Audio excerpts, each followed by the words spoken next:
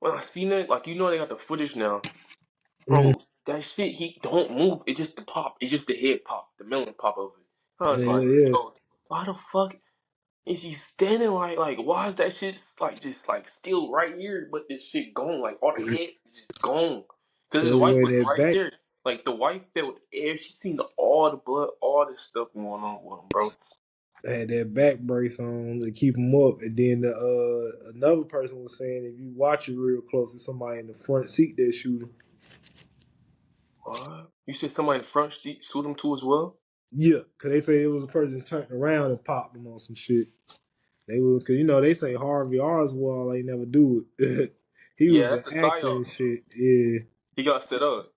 I think he probably was involved, but he wasn't the main shooter though. Like I think he was just a rooftop guy, like just make sure that you know what I mean. I don't know. I don't know. everything just a coincidence. He got shot in Lincoln, and then Lincoln got shot in the Kennedy Theater. So, hmm Do you remember hearing a story about one of the guys? Ah, jeez, I don't know. It's like the Beatles or somebody. It's like a Lennon, John yeah, Lennon. John Lennon. I believe he got set up too as well in that same type of psyop type of deal. Yeah, what's one of the Beatles that they was talking about was already gone, and they had somebody replace him on some shit, and they be showing it on their pictures and stuff. Yeah, man. Nothing about that, bro. I just did a little research. Hold up. I might be seeing my research. Hold up. John Lennon. But it just be crazy how all these single names be matching some other shit though. Anyway, Oh, okay. Yeah, okay. This is why I found up. I had it. So it's like Delta Delta program mind control assassins. So it's like you ever watch Jason Bourne too as well? Like Jason I know what Bourne you're talking one of about, but I ain't watch it though. yeah, of Yeah, course. Trust me, I really watch all of them too. Well, basically, Jason Bourne was one of the guys who was like the lead Delta program mind control assassin too as well. That was just more like artificial, like just off the movie base. But Lee Harvey Oswald and the dude who killed John Lennon, like John Lennon killer was John David Chapman. So yeah, bro, it was all on that. Like all of them guys was like basically the Delta program mind control assassins. So like you ever watch Captain Marvel? Not Captain Marvel, I'm dumb, yo. Captain America, or like yeah, Bucky, the Winter Soldier. yeah. Yeah, he's like the head honcho guy. When you think about like the programs, but the only thing is they cover it up and say in the Marvel universe Hydra. Mm. It's like the They, whole Red School and all that. They talk about the Nazis too. Like they really talk about the Nazis came over and they used Nazis to experiment and make oh stuff. yeah, and they had them. They hid them for the what you call it, this for the answers for the CIA and all that stuff. Cause they Mm-hmm. be taking they every time it's some big assassin, they gotta get the blueprint behind how they even took control to learn Mm-hmm. these mind control tricks. Like propaganda got stolen from North Korea. That's why Mm-hmm. they put TVs in our house by the 50s. Facts. Oh yeah, and me and Bryce talked about this too. Wait, damn, I forgot to. What was it? Oh, yeah, it was the fact that they really killed John F. Kennedy because he was trying to crack down and abolish the Federal Reserve. I can see that. Yeah. Yeah, bro. That's when like that was the final strike. That was like, nah, we gotta get him out of here because basically the Federal Reserve it was backed in. I don't know if you noticed too as well, but the Kennedys, JFK dad actually was supposed to be the real deal guy to be the president for the family, but he talked too much. He was one of those guys who was like he'll talk about the conspiracies out in public in an interview. Like he'll drinking at the bar. He'll just be talking about the whole oaths and stuff that be going on. And they like, nah. Your son got more of a clean cut image. You know, you're a little more attractive. I think you should go ahead and just make him the runner up. But they was backed, and that actually a little bit more gangster. See, that was actually backed by the Rockefellers and I believe another family too as well. So that was like Kennedy actually was pushed by a lot of bankers, bro, back in the days. So when he made that move, and when you think about disembarking the Federal Reserve, he basically kind of broke his oath for the bankers who put him on and pushed him to be president, which is the Rockefellers. From what I know right now, I think it was another family too. I just forgot the name, but yeah, Yeah. yeah, he went against the odds a little bit. And I was Part of like, them 13 families, man. mm-hmm. What they Cause I got? always fall in love with that era too. I feel like that's one of the most like coveted eras to me. Cause that's when everything kind of just goes really, really downhill when it comes to that conspiracy market of how the world is and how everything's shaped right now today.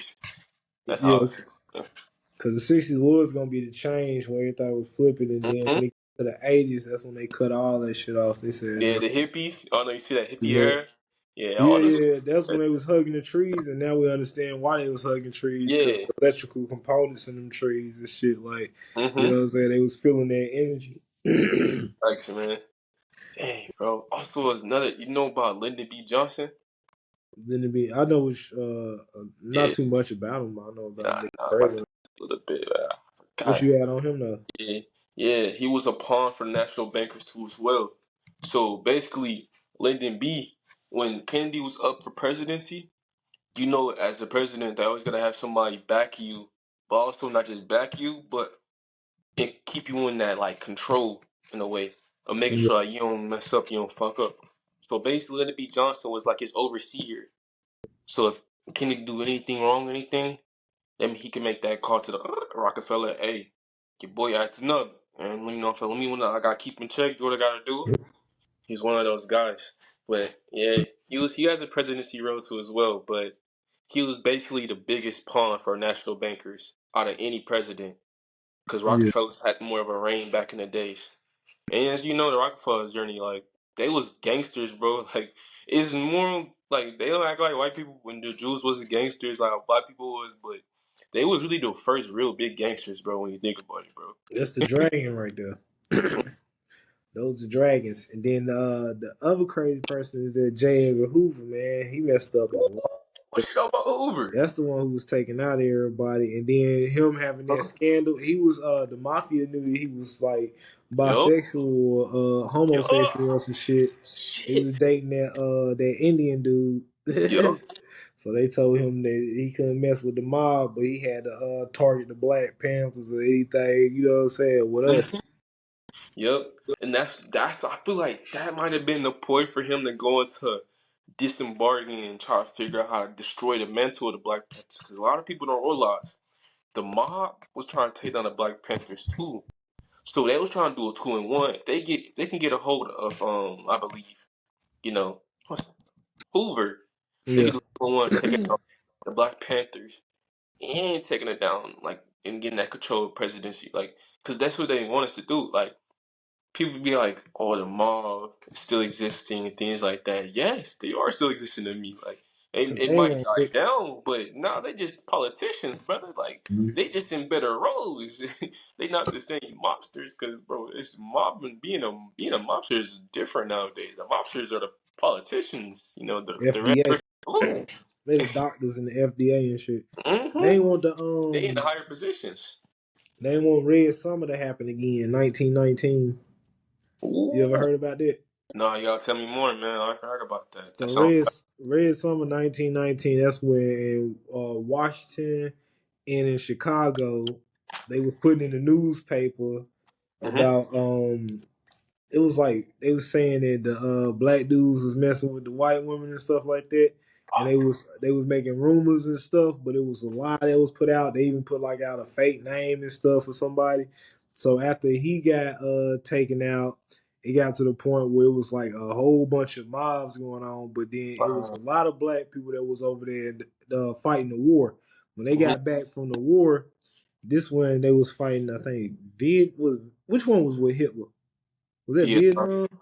Yeah, Vietnam. Well, when they came back from there, they had the nickname called Black Devils because they was the ones that scared the Nazis and shit like that. But they got But back. They soldiers started. have way more impact than they tell us too. I remember Yeah, that.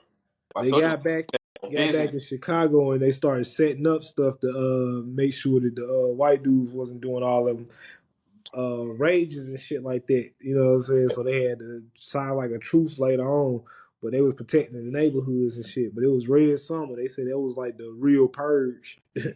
Wow, Ray Summer. Because they kept asking the government to do something, the government wouldn't do nothing about it, so they had to do something for themselves. Wow. And so that's the same trickle down effect when it comes to like the Tulsa massacre and stuff like that. Because we was already setting up shop and having our own. tyranny in the ways. hmm And That's then when you peep so, the two areas it was in Washington D.C. You know what I'm saying, uh-huh. the Chocolate City and shit, where the crime Yup. be going down, in Chicago, where the crime be going down, the Chirac. Those Yeah. two areas still got those spirits of them fighting black folks. That's why you Mhm. got they be so resistant. Because the thing is, that's where the biggest blueprints of us in Black history and like the real Black Power was. Because like you said, Tuzo, Chicago is in Chicago. They big guy was Fred Hampton. Yeah, it was the Biggest guy whole was Fred yeah. Hampton. I don't know if you know about Larry Hoover. Like they got hmm so many notable guys too as well, man. My And they, sister was telling me about Larry Hoover. He was going a little crazy on some shit because he was hearing voices. But Mhm. yeah, man, if you watch Life, the movie Life with Eddie Murphy and Martin, that shit show you the whole time how the 1900s was just a setup to fuck up all black folks because they kept making laws against us. And then uh, if you think about how the infiltrators work with the FBI, what yeah. they said was black people got to spy on black people. So they would always, you know what I'm saying, arrest any one of our entrepreneurs. Like when they arrested, what's his name? From the one they made Snowfall about. Freeway Ricky Ross. When they Mm-hmm. arrest people like him, when Yeah. they arrest people like Frank Lucas and all Mm-hmm. of Bumpy Johnson, they gonna get them to snitch on everybody, write down all the information. So if anybody tries to make an organization just like it, they got all that information now. Yep. And that's what they had added the mafia to as well and try to credit the Rico, try to make the Rico when John Gotti was popping. So that made sure Mhm. the Rico and stuff standard for not just the mob, but the black tyranny groups as well, trying to start up and having their own rise of power. So they make sure they can limit them. But yo, you just pointed out some real stuff. Like the biggest agents we have are biggest agents in our black community, especially when it comes to the hip hop world. Like we truly can't really move and monitor the right way because there always gonna be some double agents and always gonna be somebody to profit of. Like, hey, if I want to make my little movement like Larry Hoover, right? I'm like, I got the ideology from Larry Hoover, Fred Hampton, Mansa Musa. I'm like, let's get it. Now I gotta watch my head because they go ahead and hey homeboy over here about 10 mil, take me out. But watch before you take me out, study my movement, probably be cool with me, be brothers 12 months, 2 years, you never know. Then Yeah, you know he built that up and they can infiltrate like that. Like, dang. that's what happened with Diddy. Like as soon as they Hmm? he tried to sue the liquor company, all they had to do was infiltrate him, pay higher money to everybody that's employed underneath him. That's why if Fact. he ain't building up something with a real team, they gonna pay off everybody underneath you, and one brick keep falling, you gonna have a jingle set. Mm-hmm. Cause one thing I realized too, like I know everybody think it's just like we be like screw Diddy and all, but like bro, it's not that. Like I think I love the way y'all do successful with this business. Like, bro, Ciroc was popping. Bro, I couldn't even drink at a young age, bro. And I'm like, damn, I want me a bottle of Ciroc. That's the first thing I Like, got drunk everybody off know what of. Ciroc was, no matter what Yeah. time period it was, anything. Just say, That was the first thing I got drunk off of was Ciroc because I couldn't drink none of the other alcohol. It was too, you know what I'm saying, strong and shit. Like Ciroc was the only one that was like a little straight on some shit, and then it yeah, just got a looked little flavor. cool. The bottle looked cool too. You like, damn, Yeah, this with the shit little look sick. red dot and just different colors, flavors, and shit. So he marketed the hell out of it, and everybody thought he owned it for the longest. But Mm-hmm. he was like he was doing what Donald Trump do. He was just slapping his name on stuff. Yeah, but you know what I'm saying too. I'm be honest too. He was being a puppet. He was the Yeah, puppet for it. Like he was the, trying to be boosty, but he was the mascot for it. You know, he, that's how he I was. think too. But it's crazy. Like I don't know if you ever seen an interview with him. He was talking to this guy. And he was like, you know, he's like me and Jay. Like we still fighting today. We still fighting for our rights into this stuff. Like we don't make millions of dollars, but we want ownership. Like he was actually spitting a little bit, man. It was like, man, like as soon as you get up and bigger we go. Like the more you try to get on a certain wave of this, like they ain't messing with it. But we gonna fight. Like that's what we here for. It was kind of he was trying to be more liberating. And Yeah, I felt that liberation in his tone though. Much as he crazy, whatever he did, I mean, I don't know. I wasn't with him. You feel me? He probably doing It's that something I don't Cadillac know. record But shit, man. yeah, but They just give I know gifts. liberation in that tone. I can hear it. Yeah, they be gifting people, but they don't give them the like the prized possession, which is the money Exactly. or the royalties and shit. They take all that away, so it's like billions that these niggas supposed to have, but they only give them back millions. So Mm-hmm. it makes sense. And then they gotta sign everybody else in the debts. Mm-hmm. Then you gotta think about like I always think about like this, and I took notice, took heed because I heard 50 Cent suck a little game because 50 Cent one of them guys too as well. He up there trying to be an ambassador, trying to get into multiple fields too. And it was like I'll explain. He was like, man, you think hip hop and like you think them labels and them people up top they wicked. Wait till you meet the liquor business, like the liquor Yeah. industry. Like them are the most wicked people. Like you say you do anything wrong, you talking about this and that. Like you ain't trying to rock how you rock, or you want to breach this contract or something.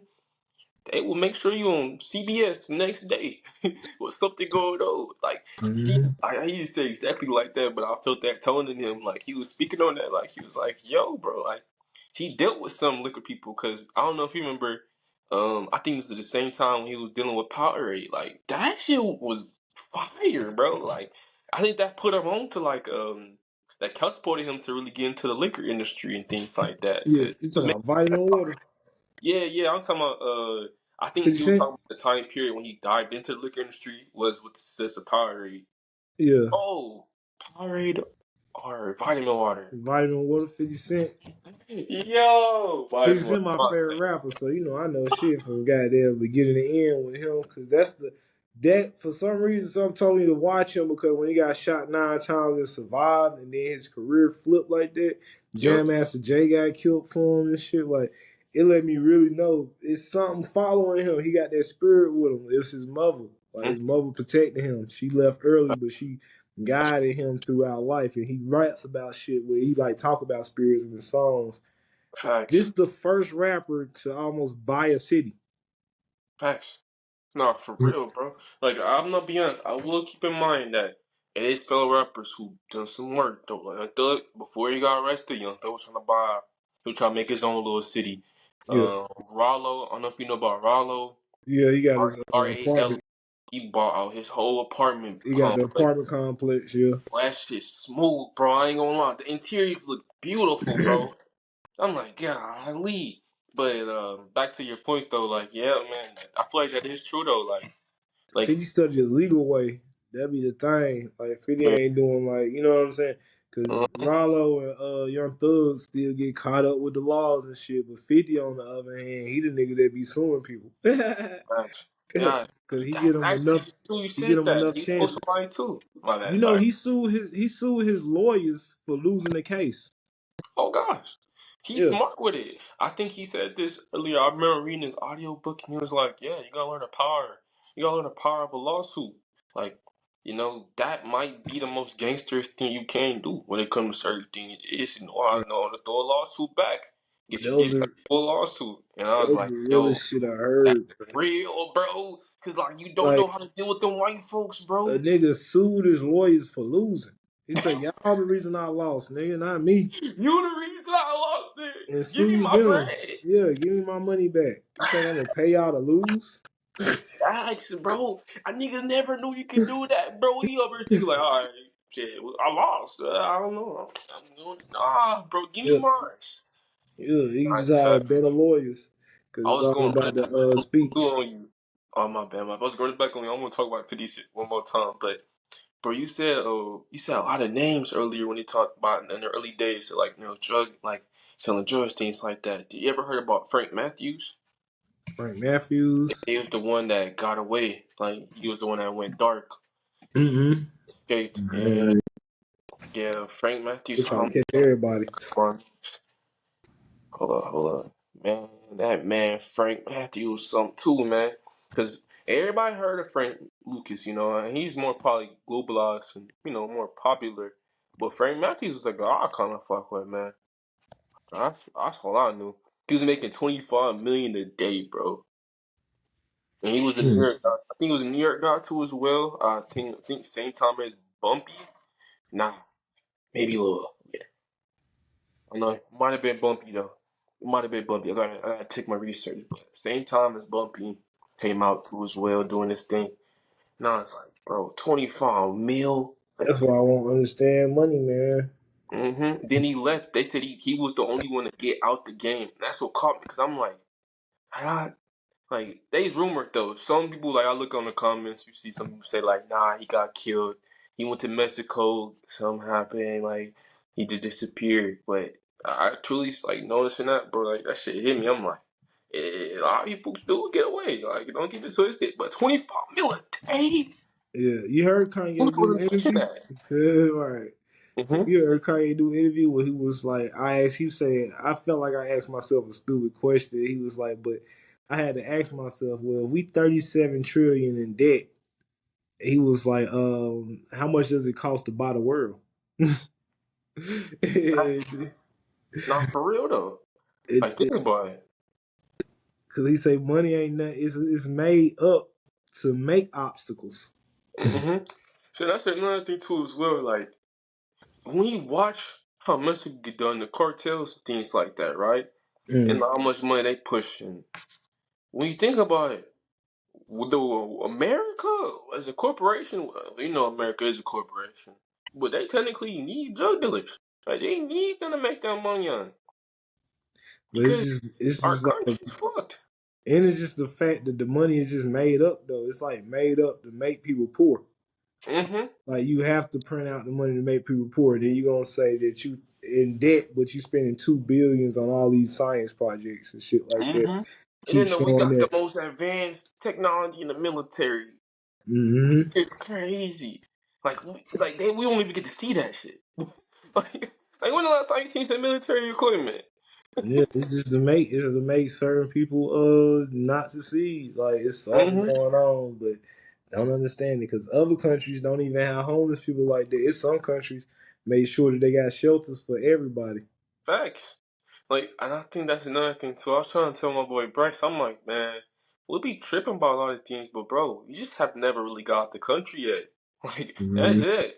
Like, once you get out the country and see how things really move, we see that a lot of countries move more properly than the U.S. with certain things. Don't get me wrong. There's a trickle down effect that, if certain countries do move better than U.S., it'd be things that might move a little worse when it certain comes to a certain degree what we truly want because we got our American desires, you know what I mean?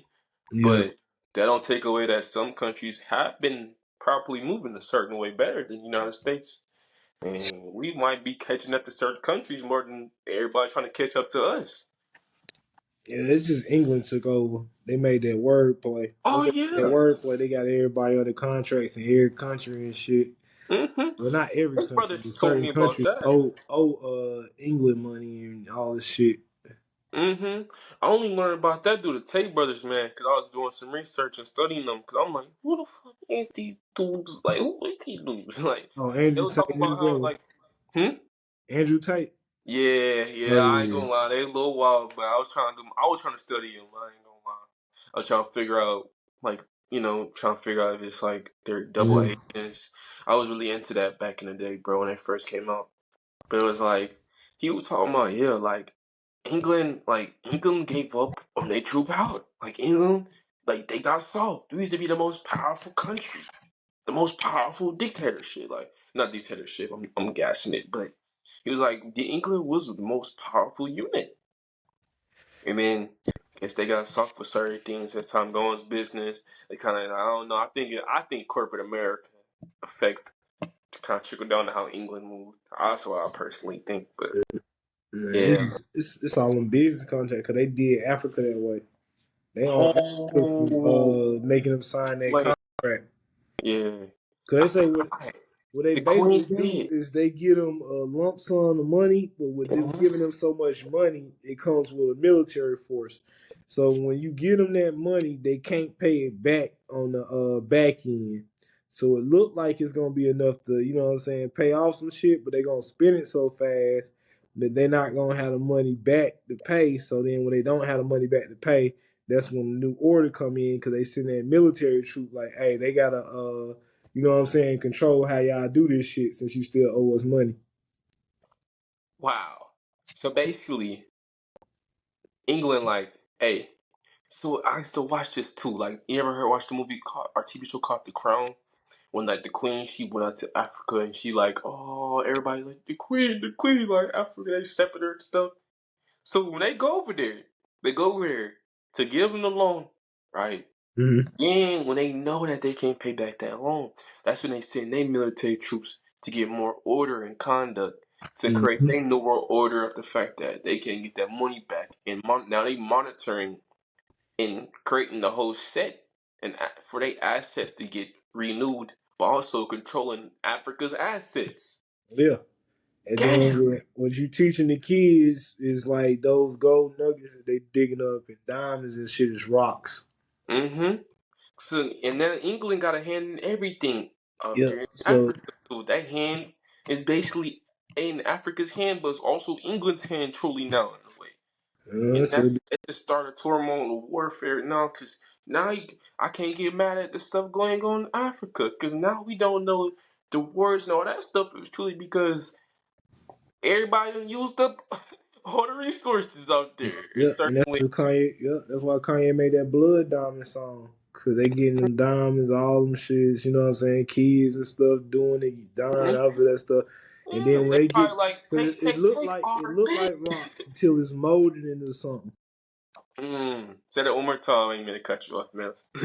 It looked like rocks until it's molded into something. Like, you know what I'm Wow. saying? When they first Yeah. got it, it ain't chains, it ain't, you know what I'm saying, necklaces, it ain't rings and shit like that. It just Mm-hmm. looked like rocks. Mm. They know the value of it. And that makes sense. Yeah, because I really know too much about like certain gems and stones, all that. But I do know like I always said Africa has a certain richness of gems and just yeah, I think they have more gold than we think about too. Like I don't know too much about the gold either, but I always heard theories that Africa used to hold all the gold and all the silver and things like that more than a lot of countries. So Hmm. it's like, hey, That's why like Rome had to go over there. wow, yeah. So I think a lot of the wars. I don't know too much about African situation, but you always hear like they kind of have more militant how they move now with certain parts of the country, and Yeah. it's like they really moving like that because bro, they got no choice because people been stealing all the national like all the natural resources. So For it's like years now now. they putting more stress on the regular people, and the regular people is like, yo, this is we seeing blood, like this is bloody conflicts, y'all. Like this, we getting why we getting the blood spill out of all of this, but truth and like reality of the situation is like, yo, like people from the outside, like even the people from America, probably like everybody been given in the hand to just take from Africa. Now they pushing, they blowing back, Yeah, like. it's that materialism, man. Because Mhm, materialism keep piling up. Every work starts over trades and shit. And then mhm. the people that be used to just the earth, that's already, you know what I'm saying, in their spiritual essence, them the ones that they be like, oh nah, we can take from them. Because they Yeah, don't want as much shit. makes so much sense. Yeah, Um, that's how America got comfort. Cause they looked at the Americans like they was savage when they came over here, like the original natives. They like, oh, these people getting naked at night and all this. They ain't got no weapons, you know what I'm saying? They got bow and arrows. They brought them machine guns over here. They took over steamboats and shit. mm-hmm. That's just wow. Hold on. I'm gonna see if I got some more in my notes, man. I want to talk to you about. Wow, bro. Yeah, we spent some Ti. I ain't gonna lie. That's just wow. Let me see. Let me see. You know, I'm in Carolina where one of the takeovers first started and shit. The first England baby was born in Virginia, I think. What? Yeah. Explain that. Yeah, get into that real quick before I All find right, my notes. so Walter Raleigh was the one that brought the English settlers over here. So that's where Raleigh come from. And then what he did was it was Mm. two natives. One of them name was Juan Chese, the other name was Mm-hmm. Mateo. So I think Juan Chese was the native king who said that the Europeans couldn't come over here. But then Monteo wanted a soup, so he ended up, you know what I'm saying, Mm-hmm. getting the soup from them, telling them they can come over here and stuff. They came over here in Roanoke, North Carolina. But the natives disappeared and shit. They said they just disappeared, but they wrote like crow on the trees and shit, like wrote some signs and stuff. And Mm-hmm. then the England settlers started coming over there. That was the 1500s. Uh, It was like right after Christopher Columbus found this place in 1492. uh, But since the 1300s, happened. That was before, so it was already takeovers going on way before Columbus did. well, it started. Columbus came 1492. England came about 1500. Columbus was Spanish. So Columbus spent. he was Italian. So the whole Mexico and shit, Columbus took over California, Mexico, shit like that. The Mm-hmm. Spanish, Italians, Romans, same people, Hispanics, all of them. And then the other stuff was hold on. 1300 was when black folks really was discovered over here with Mansa Musa. So Wow, shit, we been here. 1300. I never really calculated the time period for Maximus because I was trying to figure that out. So it was 1300. Yeah, Mansa Musa around like 1300s. Why? Because, man, like, I had a homeboy talked about this too as well. Can you talk about, like, the the shit that he was doing, but also can you explain that if it was, like, the incidents of saying that like he sold slaves and things like too as well. Cause you know how it is. Like I told some homeboys, and I love the man's emotional approach of how we get down his ideology. Like I feel like he had to do what he had to do. As bro, you're the most powerful, richest man in the world. There's gonna be a little bit of corruption in how you get down. Like that just comes with it to me. But Yeah, I can heard. you like give an invoke into that because a lot of people think that he was just corrupt, but like I don't think it's truly that, I bro. would have to look up more about him. I don't know too much on him. I just know he Yeah, gave up his fortune though. They said he gave he up all did. his money. That's what I heard too.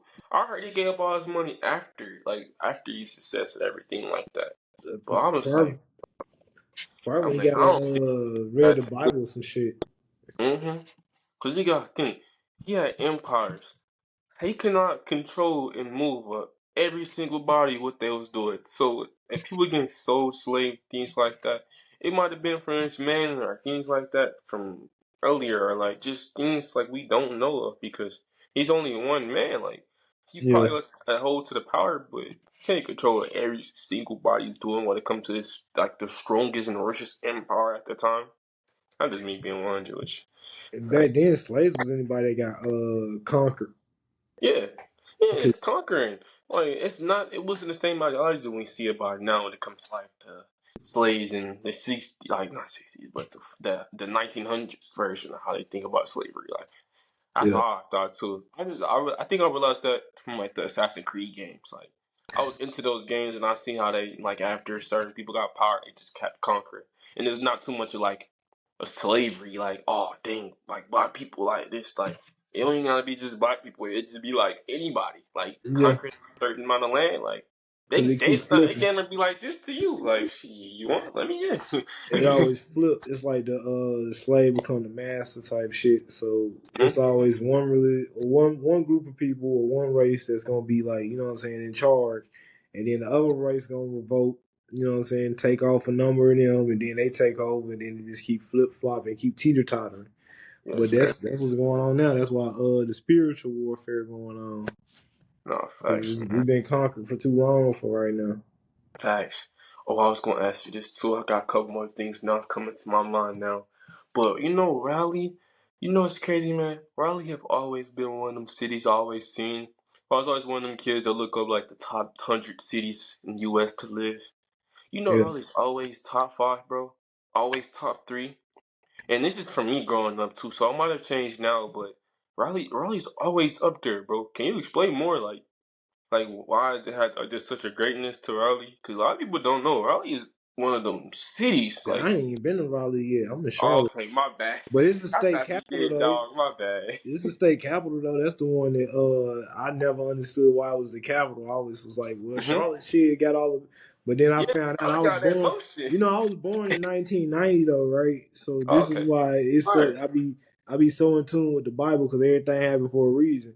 Mm-hmm. '89 was when Charlotte started popping because Hugo hit. Once Hugo hit, it tore Mm-hmm. down the city just like it tell you like. You know what I'm saying? So some place gotta get conquered and shit with the spiritual Mm-hmm. stuff. It tore down the city where it had to be rebuilt. So it Yeah. was being rebuilt. It became a powerhouse, but it became one too late in the game. So Raleigh was already the lead one because they got Duke Uh, and Tar Heels, the Capitals, who make the most money. yeah. So Riley kind of already had enrichment dived in Yeah, before the situation they Charlotte happened. had So college they Riley basketball. just stuck with it. So it's kind Their of like that standard city. My bad. their college basketball though. You know what I'm Mm-hmm. saying? They got They proctor some Chapel Hill points, and Duke of playing. course. Then Jordan, and Yeah, that was Jordan, game Vince over. Carter. Yeah, they got a lot of motherfuckers that came through James Worthy, there. Yeah, man, JJ Reddick. Shit, JJ, oh, bro. they always making money. They just had fucking Zion. You know what I'm saying? Like playing for Duke, so they always have somebody coming to either North Carolina or North Carolina or Duke. Yeah, Durham. Yeah, And but it, that's Chapel Hill or Durham, I believe. Yeah, that's fire, man. Cause I ain't gonna lie, Zion was one of my guys I watched. Like, bro, that Zion effect, bro. I was in high school. Yeah, I was in high school. I'm tweaking. Man, that was probably the most rawest effect I've seen in my life, bro. Like yeah, seeing Zion pop out like that and then Duke jersey, then seeing him bust his shoe alive. Like, bro, that nigga was different, bro.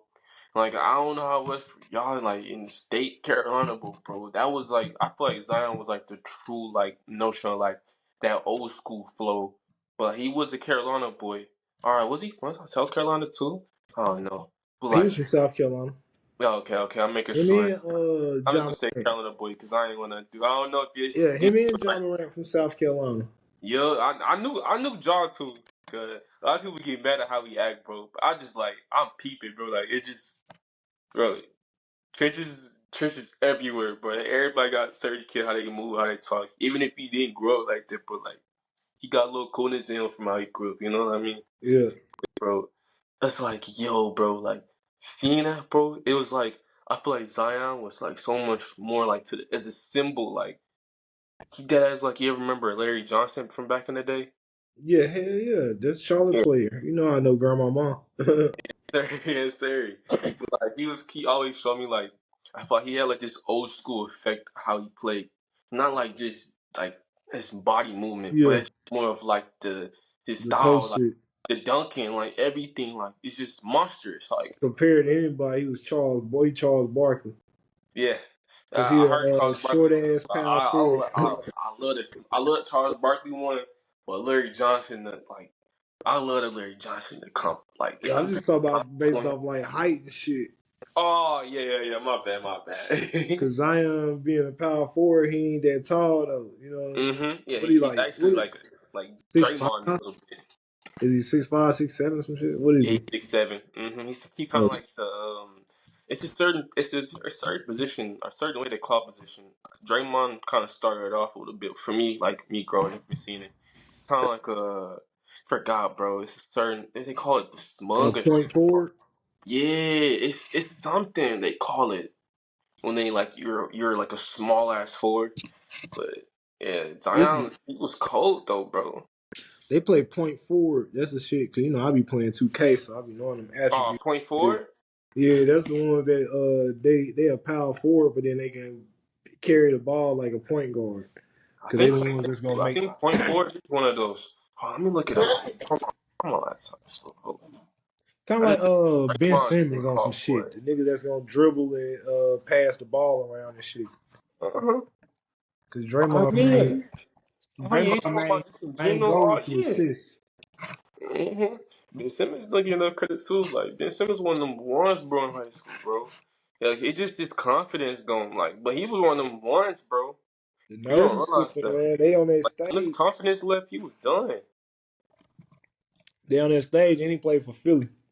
Mm-hmm. I was just listening to J. Cole earlier on that A Lot song, and I didn't notice how much he ripped that shit.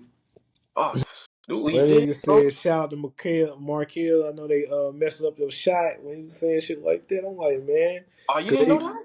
Oh, you nah, didn't I hear knew that stuff, that, but dude? I'm just saying, Oh, just it just me hit you listening for to real. it, and then with us talking about Philly right now on some shit, it's just Mm-hmm. like shit. It's like they tell you so much that when you already used to doing something else, it can mess up the whole brain waves on some shit. That's why I had to quit my job because it's like bro, y'all keep changing how we do this, do that, bro. This shit making me sick psychotically. Like, y'all drive me crazy, bro. I ain't about to put this shit and make this my life.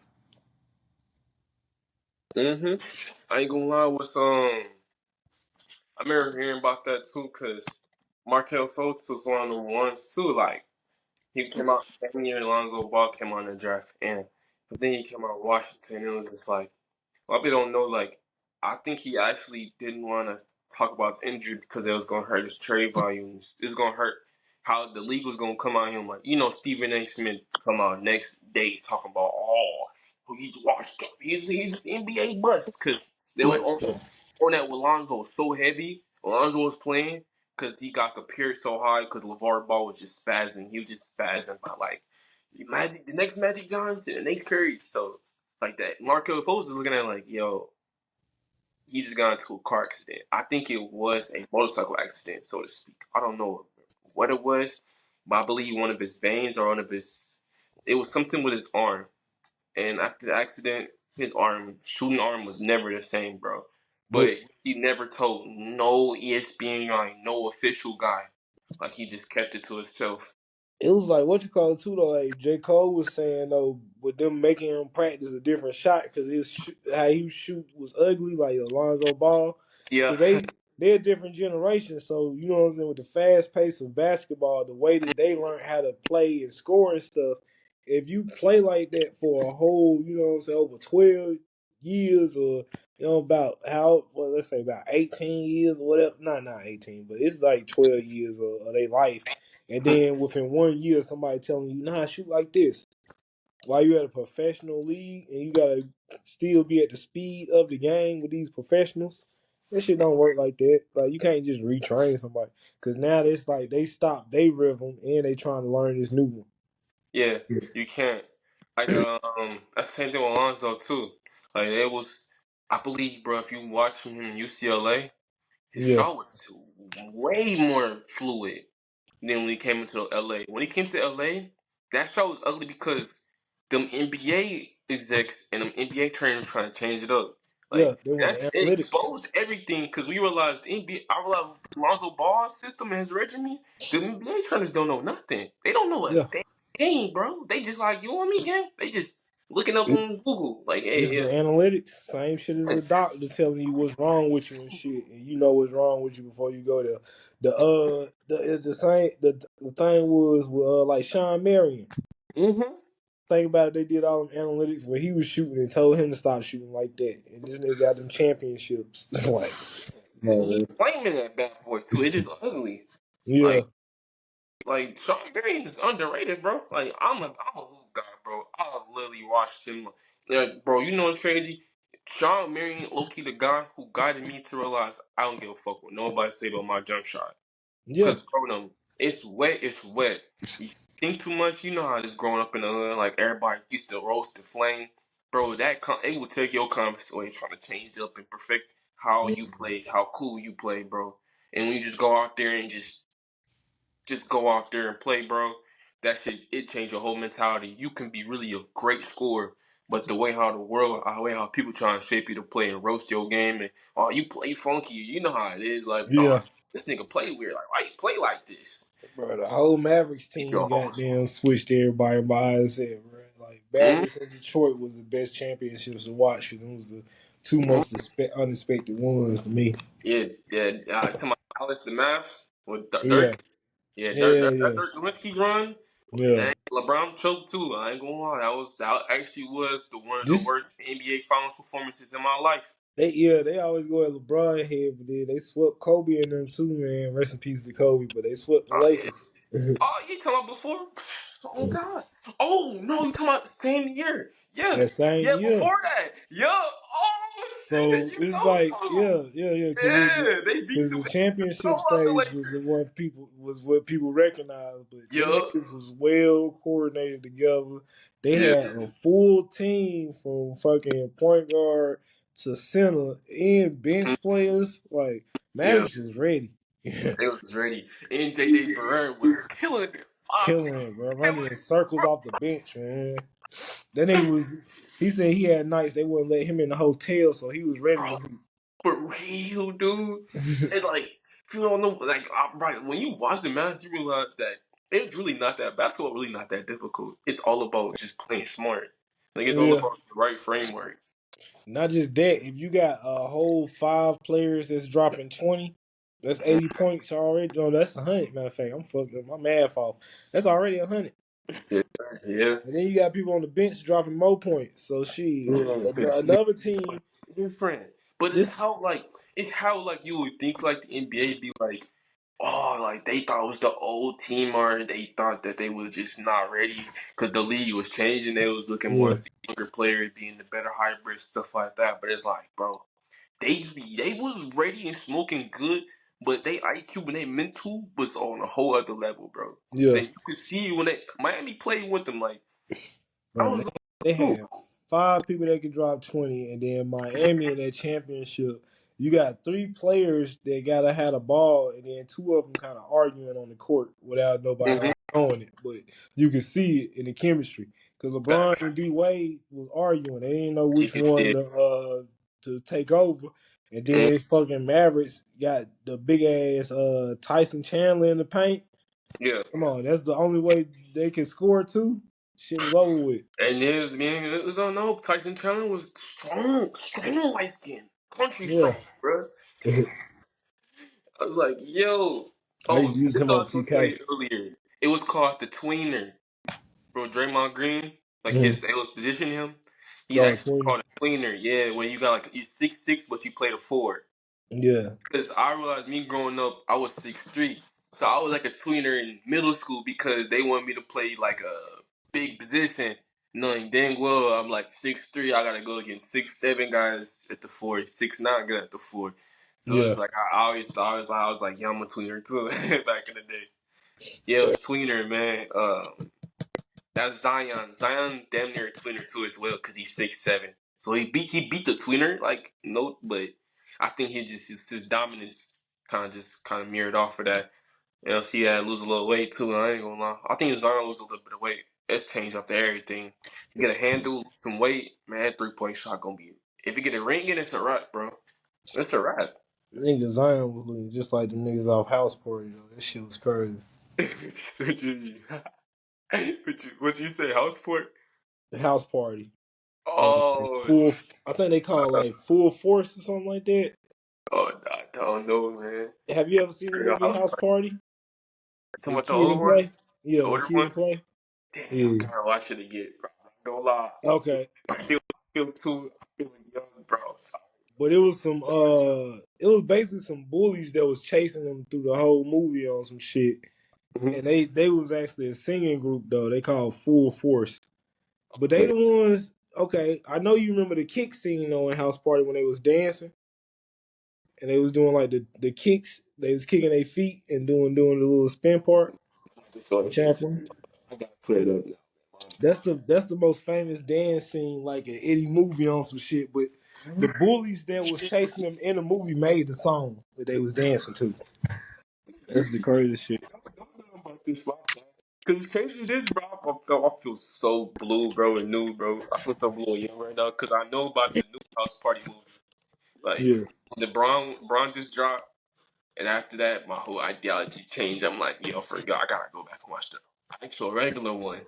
yeah. Like, Just the first one is the good one and shit because it had the legend in there too. My boy that was his name, Robin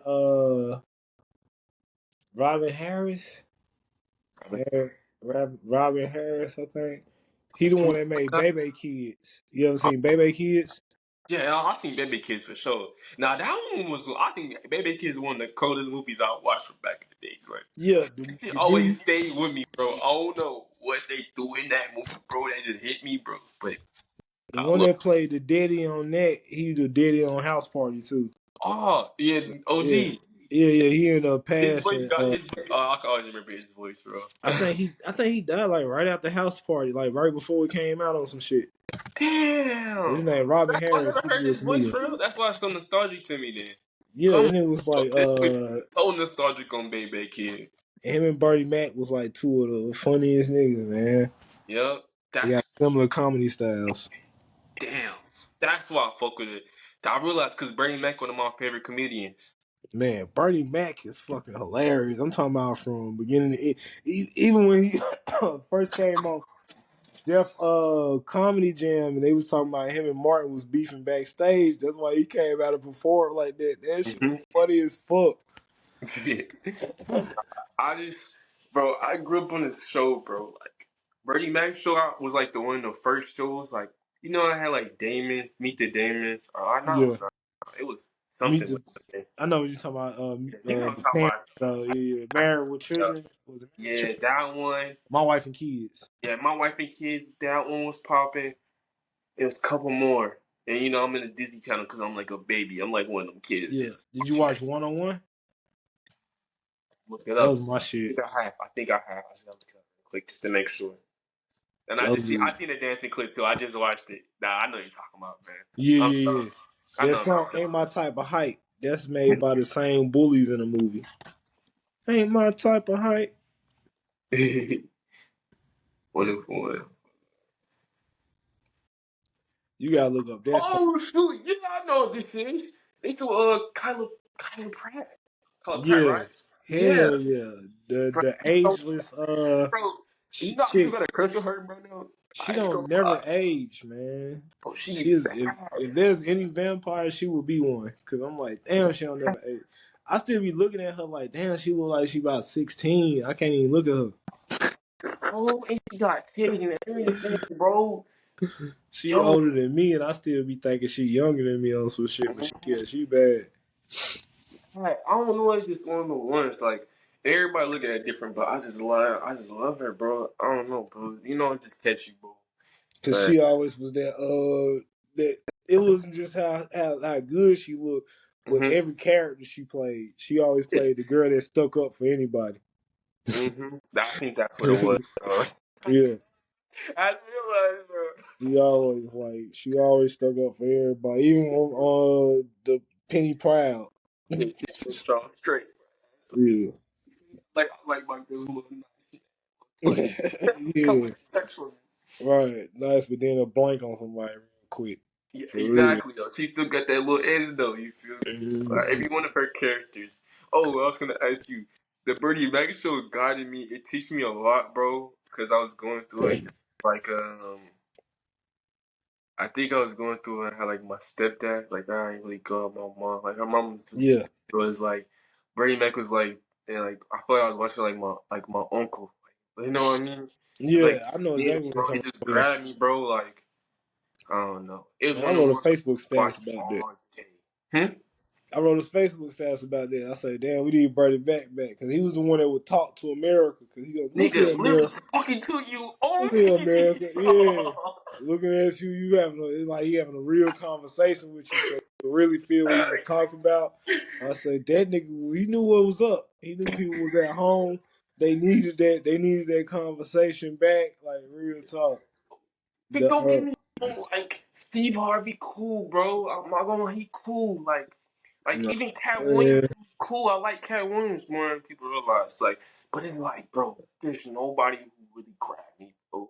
And like, I feel like I had one-on-one conversations with on that screen. Did Bernie Mac, Bernie, like yeah, because you felt like you really knew him on some shit, bro. and Dave he don't Chappelle switch up. every now and then, you know, he prime old school Dave Chappelle, of course, but I Bernie. watch him for psychology, yeah. Cause Mm-hmm. Dave goddamn gonna say some shit.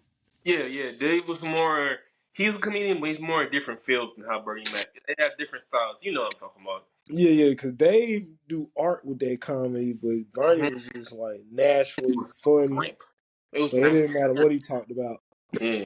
You know, I call it like it's weird, but it's like Bernie Mac was the Jordan of comedy, and Yeah, that sounds wild, but Dave Chappelle was the LeBron of comedy.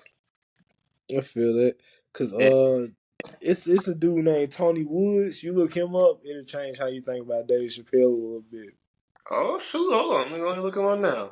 He What? was out before Dave Chappelle, and they be saying Dave Chappelle stole his style, but it's because they both talk like Tony Wood? I think it's Tony Woods. Must be. You're not talking about Tony Rock, right? Nah, not Tony Rock. It's like Tony Woods or something like that. It's a dude with a bald head. Mm-hmm.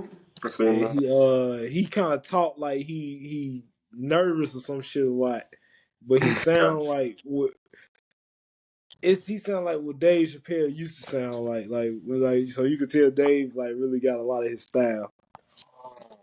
Do you think it's influence, or do you think he actually did steal the game? Because It's just comedians don't be playing about that, bro. I didn't know that. Like, when I got older, I'm like, yo, comedians really be beefing over that shit, bro.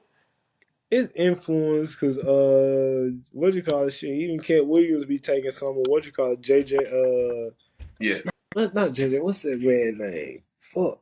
JB uh, Smooth. yeah, He took some of JB Smooth jokes. yeah. But he was in his camp though. You right. What was Cat was talking about somebody else? He somehow how I think some guy took his lines. Was it Cedric? Yeah, said took his I was like, thing. yo, why you going to Cedric did it like that, bro? They say ain't nothing new under the sun, so sometimes it gets some laughs. People gonna like get inspired by some shit without knowing they got inspired by it too. Cause I seen Jermaine Dupri say that shit.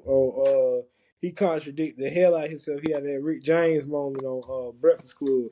Yeah. Cause he was Now I like, know what I'm talking about. yeah. Did I mention that before with you? When he was like, yeah, man. He said, I ain't take no idea from another bad creation. I might have seen it, you know what I'm saying, before I gave Chris Cross the idea to wear their clothes backwards, but I ain't get the idea from him. Yeah, I remember he went on. I remember the rant because everybody was Yeah, like, "Yo, bro, like, damn," because I'm younger, but so I was seeing more the hate, the young niggas hating on him. I was like, "Yo, yeah. this hate ass nigga, this nigga always want to talk about he this man start that deal." Whole time I ain't gonna lie, Jermaine Dupri was doing that. He was involved in a lot of shit going on. He did. He Yeah, did. he was. That's why I was like, yo, I don't know. I think a lot of us don't, like, in my age group, a lot of us don't be knowing about the business, like this, the hip hop CEOs back in the day, like how much they cultivated to a lot of artists. Do you realize? And Like, just the you know, art, Deborah, man. ever heard like the Two Chainz mom, Deborah? I didn't even Yeah. forget her last name, but Oh, you like, mean bro, she Walker put on Flocka Mama? Gucci Mane and Nicki Minaj, bro. Yeah, that's Walker Flocka Mama. Yeah, y'all. My bad. I said Oh too. yeah. Nah, once you said Deborah though, I already knew Miss Deb. I knew what you was talking You about. know, bro, I did not be the best sub, bro. And I was just, I just made that Walker Flocka status yesterday. I was blasting him yesterday, man.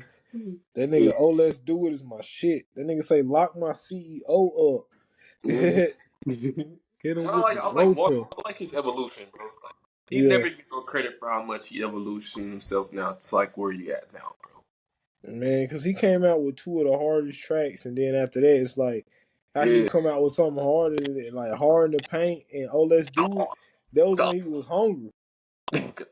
Hawk Then Creek, back to bro. To this day, Coca, hit him with the roper. to this day, bro. Like when it comes to hype music, bro, you can still slap that shit, bro. There and still be wrong. Like I don't know. I feel like he really installed like a whole other sense of rap to where He now did. we don't gotta be lyrical like much. Like we could gotta be turned. Like he really was turned to me, bro. Now like he was turned. He was one of the first turned artists to be. He That's said he not. got that from Soldier Boy. Nah, He said, no, he Soldier Boy said it himself. working with it. I don't. No, Waka Flocka said it himself though. He said Soldier Boy What? taught him how to rap. Yeah, he said Soldier. Well, Ah, he didn't really say taught him how to rap, but he said Heartfelt. when Soldier Boy heard his song, he was like, Yeah. "Nah, you gotta keep saying Waka." He said you gotta be repetitive. He was like, he Oh, giving the he was Soldier. orchestrating him to go help him Yeah. on. Okay. So it Waka, That makes Waka, sense. Waka, Flocka. Yeah, Yeah. Waka, Flocka, And it's gonna be Flame. because I think Soldier Boy was really like when he talking about he invented certain things and he was the first. I He think did. that's true. Yeah, that is Walker true. said that's yeah. Walker also said that's why Soldier go crazy because don't nobody give Soldier his His credit. credit, and Mm-hmm. that's what happened with all black artists. They credit gets stolen by other people, and then it's like, damn, they doing the shit that I already did. Mm-hmm. Cause you know what? That's someone I've talked to as well. Like I feel like when you're the first to do something, like you literally get your neck cut off when it comes to like the ideals and how the evolution of the idea goes and like how like formalize like not formalize like how it like generates to like this is test now like for us 10 years down the line we don't look at Yeah, that like bro he was really the pioneer now we are don't get it wrong third like if you really hip hop head you gonna know but a lot of kids these days don't know what your boy really like influenced the whole masses, bro. Like he influenced this generation to a whole other level when it comes to social media, bro. Just any like little things like the gimmicks, like certain rappers literally getting off of gimmicks because Soldier Boy, like Tekashi 69. I think that's another guy. Like his whole story on the act, like how he troll, how he talk and shit, like Soldier Boy to me. Like, and that shit's wild too. It's a wild take, but like you gotta understand like how like, he used to do his social media antics, like this little things, like Yeah. social media really really influenced like the marketing, the digital marketing, how you get, you know, how you act, how you move. Like you gotta be an artist, but you also gotta like have your, you gotta be a trend. That Like you nigga gotta a be wizard. Yeah. Soulja Boy a wizard, man. That nigga already know about that ancient shit. He gotta jump in people's subconscious. So as long as you're in people's subconscious, they're gonna check what you're doing. So he mm-hmm. uses commercial advertisement. Yup. And then the Even him ringtone, wearing yeah, like the even him ringtone was the another thing, bro. ringtone, him wearing that Gucci headband that was bit out of shape so people could keep watching his interviews. Like Facts. people stealing shit from Soulja Boy, man. That man be knowing. That's even Like, why he go by Soulja Boy. yeah, I never really thought I never broke it down like that. But I knew he was talented. I knew he had a business mindset, and this is like I think at the same time when the Gucci headband came out, and like he was like early on that he was back on another press run for himself, and it was like you remember watching him on Complex, and he was talking about like bro, like he was dead ass trying to make his own video game, like Yeah. like Yeah, he yeah, was about one the of right the one shit. that shit influenced me, bro. I was young, I was like, hold up. He got his own video game as a rapper? Why is nobody doing that? Like, I want to do something like that. I want to make my own video game. It was something else. And when he argued with that I, girl, because she said, "Why do you got so many businesses?" He said, "Why do you not have so many I mean, businesses?" that was my bro. I posted that on TikTok, bro. Yeah, That was one of my favorite quotes because from it bro. was showing that was the first time I really Yeah, saw. yeah. Damn, as black people, we do put each other down because We that's put all they did through he that said whole more too. interview was try to shit on Facts. him. He said more too. He's like, bro, I never want to go back, bro. Like, nigga, I made it. I don't want to go back. Like, Yeah, that was real, bro. Like, he's like, bro, I want to keep on building. He's like, bro, nigga, dad said, like you can hear it in his passion, bro, in his voice, bro. He dad's like, bro, own people really don't understand this nigga journey because, like, before he was famous, he yeah, was like growing up. Like it's a struggle, bro. Like nigga, he's just as much as we go through our black soul searching. He just made it, but trying to sustain that is probably one of the most dwelling in one of the most negative aspects when it comes to our life on something like black culture because trying to sustain that hype and that wealth and trying to make and create and rebuild, you know, especially in us as black community, bro, we always trying to have this navigation of when it comes to black wealth. But bro, he came out as a rapper. Nobody want to take him serious. These little things, bro, like I know he be going through it, bro, with that. I knew he was going through it. Like and now, bro, I swear to God, bro, when I watched that Compton interview, that shit really did hit me too. Like yeah. it And hit me. then he's not just a rapper, but he's a Yeah, producer and an engineer. facts. Like he made his own beats, he Yeah, made his his own own music videos. songs. Like he recorded himself on some shit. He did Uh-huh. this at 16 years old. Put this shit out on MySpace, and it blew up where everybody on the bus was playing this shit in different Facts. cities. Reason why YouTube popping. Reason why YouTube had the trend, the number one trend, the Was the views. Soldier Boy They had dance? to start profiting off of the views and stuff like that. How realizing how they get margin off certain people's views because he was really breaking the internet at a younger age. Like Yeah, he was like breaking it like it wasn't like Justin Bieber. Like the white artists was doing anything, of course, but but it was like how he was Caribbean youth. escalating. It was how he had the hood songs.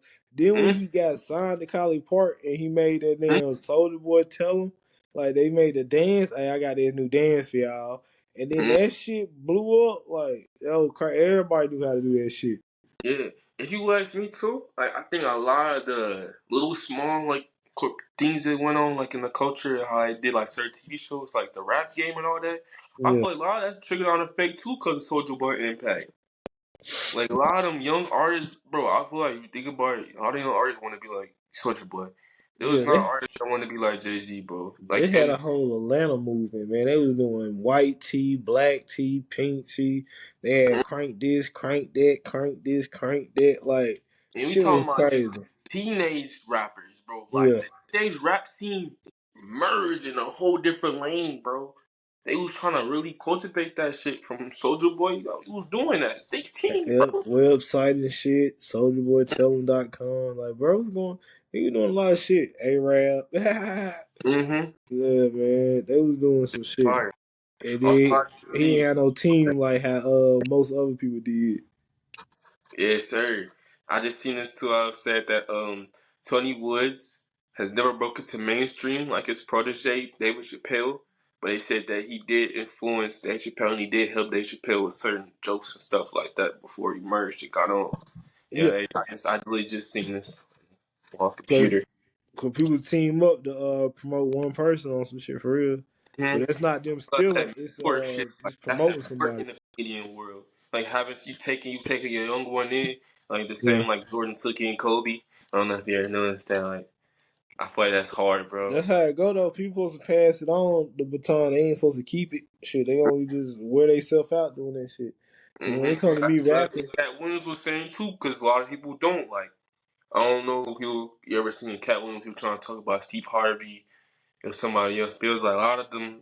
Like when it came to that, they had their own like comedian, like Comedy Central, or it was one show they had. I think it was the King of Comedians, King of something. oh, the king of comedy. Yeah, they had a lot of little beef and little things behind the scenes that like really like impacted the way how all the comedians kind of do their own thing now separately. Not saying that they are not cool, but like Cat Williams kind of exposed it. He was like, "Yeah, bro, all the comedians dry hating, like they was stealing other people's stuff, but also not trying to put other people on and stuff." And like when Kevin Hart came out, it was like 50-50. Everybody hate Kevin Hart, and like some people try to support him, bring him in the door. It's a Oh lot. yeah. Fine, me because you. Nah, you good now? I was done. Oh no, I was gonna say yeah. That's the king comedy shit. The Yeah. comedians can start beef because it's the same thing as rapping. Like depending Yeah, on who I go didn't know though. I'm in what thinking order. comedy got their own flow. Yeah, yeah, who go in what order? Because if the people laughed out after one person and shit, and the next person come on not as funny, you know what I'm saying? They like, damn, you know what I'm saying? Yeah. So it's like that. Nah, man.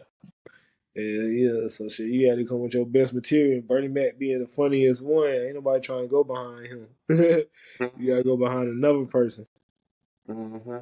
Also, you ever realize like with the comedians now, like a lot of comedians more in, like trying to monetize themselves? Because I see like Kevin Hart, nah, I'll say mm, Steve Steve Harvey did. You think about it, like he kind of went corporate from comedian world. Like Yeah, Kevin he Hart fucked up. didn't go corporate, but he more businessman. Like I feel like I could say like in today's world, I guess, nah, in our modern day comedy world, like I think Kevin Hart probably can be like the LeBron James in the sense of like the Miami Bron. Like he made the best business moves. Like he was more of a businessman, like more of a he did play Yeah, more politics to gain more out of the comedy world. he trying to do his own thing on some shit. So I be feeling Kevin Hart like he got this Hart Productions and shit. Then Hmm. he also the first comedian to get signed to Nike. So Yeah, he that's got hard. going doing some Like different. I feel like that's transcending the game.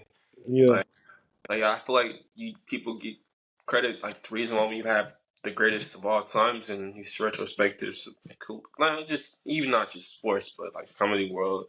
Even on the comedy world, even in the state of business, like people who transcend the game should be the ones that go to as well. And I always had a problem giving Kevin Hart his flowers too, because I'm like, he just wasn't that my style of funny. Like I don't know why he just don't hit to me. yeah, But he I been was trying funny. Yeah, to wise, bro. That shit's nasty. I don't see nobody comedian wise do it.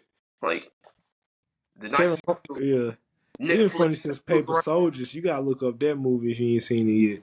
Wait, what movie? Paper Soldiers. I That was heard like about his it. first movie. That was the one with Jay Z in a minute. What? Jay Z in that Yeah, movie? yeah, yeah. Jay Z and a couple other rappers. I think Bro, this is Dame I Dash ain't might. gonna lie, this came out the same year. I'm bored, bro. That's wild, bro. Hold on, Yeah, hold on. The same day. Juice said. I'm gonna say, yo, that would have been tough. That shit came out the same day on tour. Okay, I gotta check it out, bro. This actually Yeah, looks good too. I Wait, yeah, remember. Leak in there? Stacey Dash, Beanie Siegel. Yeah, hell yeah. That superstar The lineup. the funny thing about it is like my people we used to go to Blockbuster. It's like a little ritual thing. Come on, bro. You know I know about So, Blockbuster. It so just when we died. Like Blockbuster, literally, like soon as I'm like looking at Netflix, right? It's like it's crazy, bro.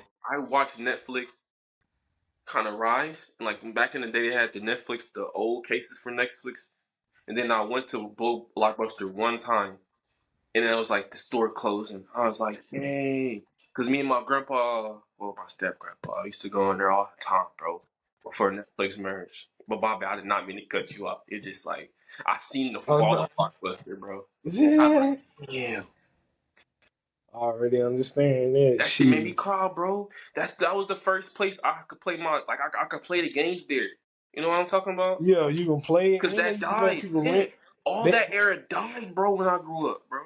they left like right when you can rent the games Yeah, like even in I don't know if you got WalMarts down there. I know or it's the got system. WalMarts too, but even like only place I knew was Blockbuster and Walmart, Target. Every now and then it depends. You got to go to the black one, not the bougie one. Nah, the bougie ones used to have it too, but it's the only place that have the video games there. So if you don't have no console, just wake your ass up a little early, go to the store, play the games at the store. Yeah, play them demos. Yeah, you know what I'm talking about, right? Yeah, Yes, that's the reason I was saying. maybe Like, where you couldn't I used steal the to miss that. controllers. Yeah, Blockbusters had every game though. Like, it was like, yo, I'm used to being in a store for like Blockbuster used to let people hours. rent the system. Yeah. Oh yeah, that too, bro. Like they had Oh god. suitcases. Yeah. Oh. Cause I was a big guy at GameFly. Cause the GameFly was the thing at the time. I think. But yeah, I think that's why I was there. It was literally written. I was renting a couple games. I think my first game I rented from Blockbuster was Call of Duty. It was one of the old Call of Duties. And that's why studying business is important because Blockbuster would have still been in business if they would have brought Netflix. hmm But it was being stingy. They And offered them niggas that shit 3 times. because Netflix took a whole different idealistic approach and style. But it really was the same. It was really just still off the methods from Blockbuster. If they would have merged, it would have been nasty, bro. Like I ain't gonna lie. I think Netflix might have been the most innovative shit I've seen when it comes to like businesses from growing up. Cause Blockbuster, their approach was like such a you could tell, you could just tell like the Blockbuster, they wave was so essential growing up that they really thought they was not gonna fall off. Like Yeah. they thought they was not gonna fall off. Like it was kind of like seeing like I don't know who shot that. I don't want to make no diss, but it's like you ever know like Sebastian Telfair? hmm It's kind of Yeah. like Sebastian Telfair career, like high school career. Like that's how I view Blockbuster. Like you was the love by everybody. You like Jay Z came up for everything, but it's like yo, like you in your moment, but you don't know like yo, like these boys is coming. Like LeBron is coming, bro. Like yeah, Kevin Durant coming. Like he ain't wanna get with the program. That's how I feel. Like they almost did a Derrick Rose. Yep. Like your Derrick Rose my boy, so that shit hurt. But facts though. Like they was banging out and stuff with everybody, but then it was like they was just going a little too hard, trying to get them extra points. That's all I think about it. Now that's crazy you said that too, cause like a lot of people really I studied that shit. Like I was like, yo, dang. I got this stuff. This is my favorite. Still one of my favorite stories. Like, why? Why is it going out of style? Like, why? What's going on? Cause that one, and I don't know if you know Toys R Us, but that was the ones for me, bro. Yeah, Toys R Us was that one, bro. They yeah. had the games too, but they took it out, I so they just manifested had the Toys R certain Us. toys and certain things. Hmm? I manifested the fall of Toys R Us. Yeah. I don't I think I think I, stepped a I foot think in I that did too. I motherfucker. think I was mad as shit. No, for real. I was like, I can't. The price went up. I was like, oh word, Toys R Us. Dang, Yeah, y'all gonna raise the price on my toys, my wrestlers. I'm like, man. I ain't never been in there. The funniest thing about toys though is yeah, when I was a kid and they had the Dragon Ball Z toys in Walmart and shit. yeah. Every time I go to that toy aisle, I have to take a shit, like because I would get so excited. I would get so excited. I'm like, oh shit, like I go to the bathroom. This shit just make me excited. Like, damn, Dragon Ball Z, bruh. Them toys Like, used to be so guys, lit. bro, because that's how it was. The video game came out. Oh, I think it was one of my first games. Was a Dragon Ball Z game too as well. It was like a Budokai Tenkaichi. Oh, Budokai, I remember that. Yeah, bro. You just reminded me something. So I Yeah, used to play that. I used to be so hyped, bro, coming in because I used to try to get I was trying to get more of the series for the Dragon Ball Z, and I fell off too. I don't know why I just stopped playing. But bro, I went into the stores like Walmart. I used to go into that aisle, bro. As soon as I go to that aisle, bro, it's like I'm going in for one game. Then I'm like, bro, yo, ain't no way, bro. They got every motherfucking thing, bro. Next thing you know, bro, I'm over here got goosebumps. I gotta go take a shit. Yo, God. Then I got before Walmart took the consoles out, I used to have like my cousin come with me or something. Cause I yeah. used to always go to Walmart with somebody, bro. Always somebody. And like, hold up. I'm like, nigga, do not let nobody touch my controller. I'm coming right back. I gotta take a shit. Those some good days, bro. Nigga used to really hold like nigga on God, you know, it'd be packed as hell one more. It's like Yeah. nigga, if I'm trying out the controller, oh God, nobody touching that shit the whole day. All the white kids to get mad, like, damn, you gonna let nobody else try out the controller? Like, no, Jimmy, nigga, you got your mom's tell her to go buy you that motherfucker. I can't get this shit, so I gotta go play with Damn, it. man. This shit make me think what happened to life, man. This shit, boy, out of nowhere, they said, man, people gotta pay for them games. They find out some of them suck. Yo, man, for real. That's another thing too, though. I think they took it. You know what's crazy? My theory was I think they took out that shit because they realized that the video game industry was getting weak, Yeah. and the more we try out the games, we realized we wouldn't buy that shit. You know what I Yeah. mean? Nah, I'm dead ass, bro. Cause like even my era, bro, even the games before it went all the way outside to take the games out to play with, it was like, bro. We always like, they not even giving us the coldest games no more. They giving the weak ass games. I'm like, yo, they only let me play with the Wii now, bro. I'm like, nigga, the 360 PS3, yo. And I turned Achilles heel because I was a Yeah. Wii guy. My first console truly was the Wii. But like when that 360 came out, bro, PS3, bro, I'm like, bro, why they, bro? Why? I'm like, bro, I don't care, bro. I need the 360 console, bro. Like what? Like if I don't hear that, like that motherfucker, that intro music, bro, I'm not going no more. Nah, facts, bro. Then they probably had the too many people trying to spend a night. Yep. Yeah, I was one of the things I ain't gonna lie to you, bro. I just want to do that shit. Like, I just want to stay, or like try to hide, and like go to like the bouncy bars and shit rooms. Yeah. I stay in there, yeah.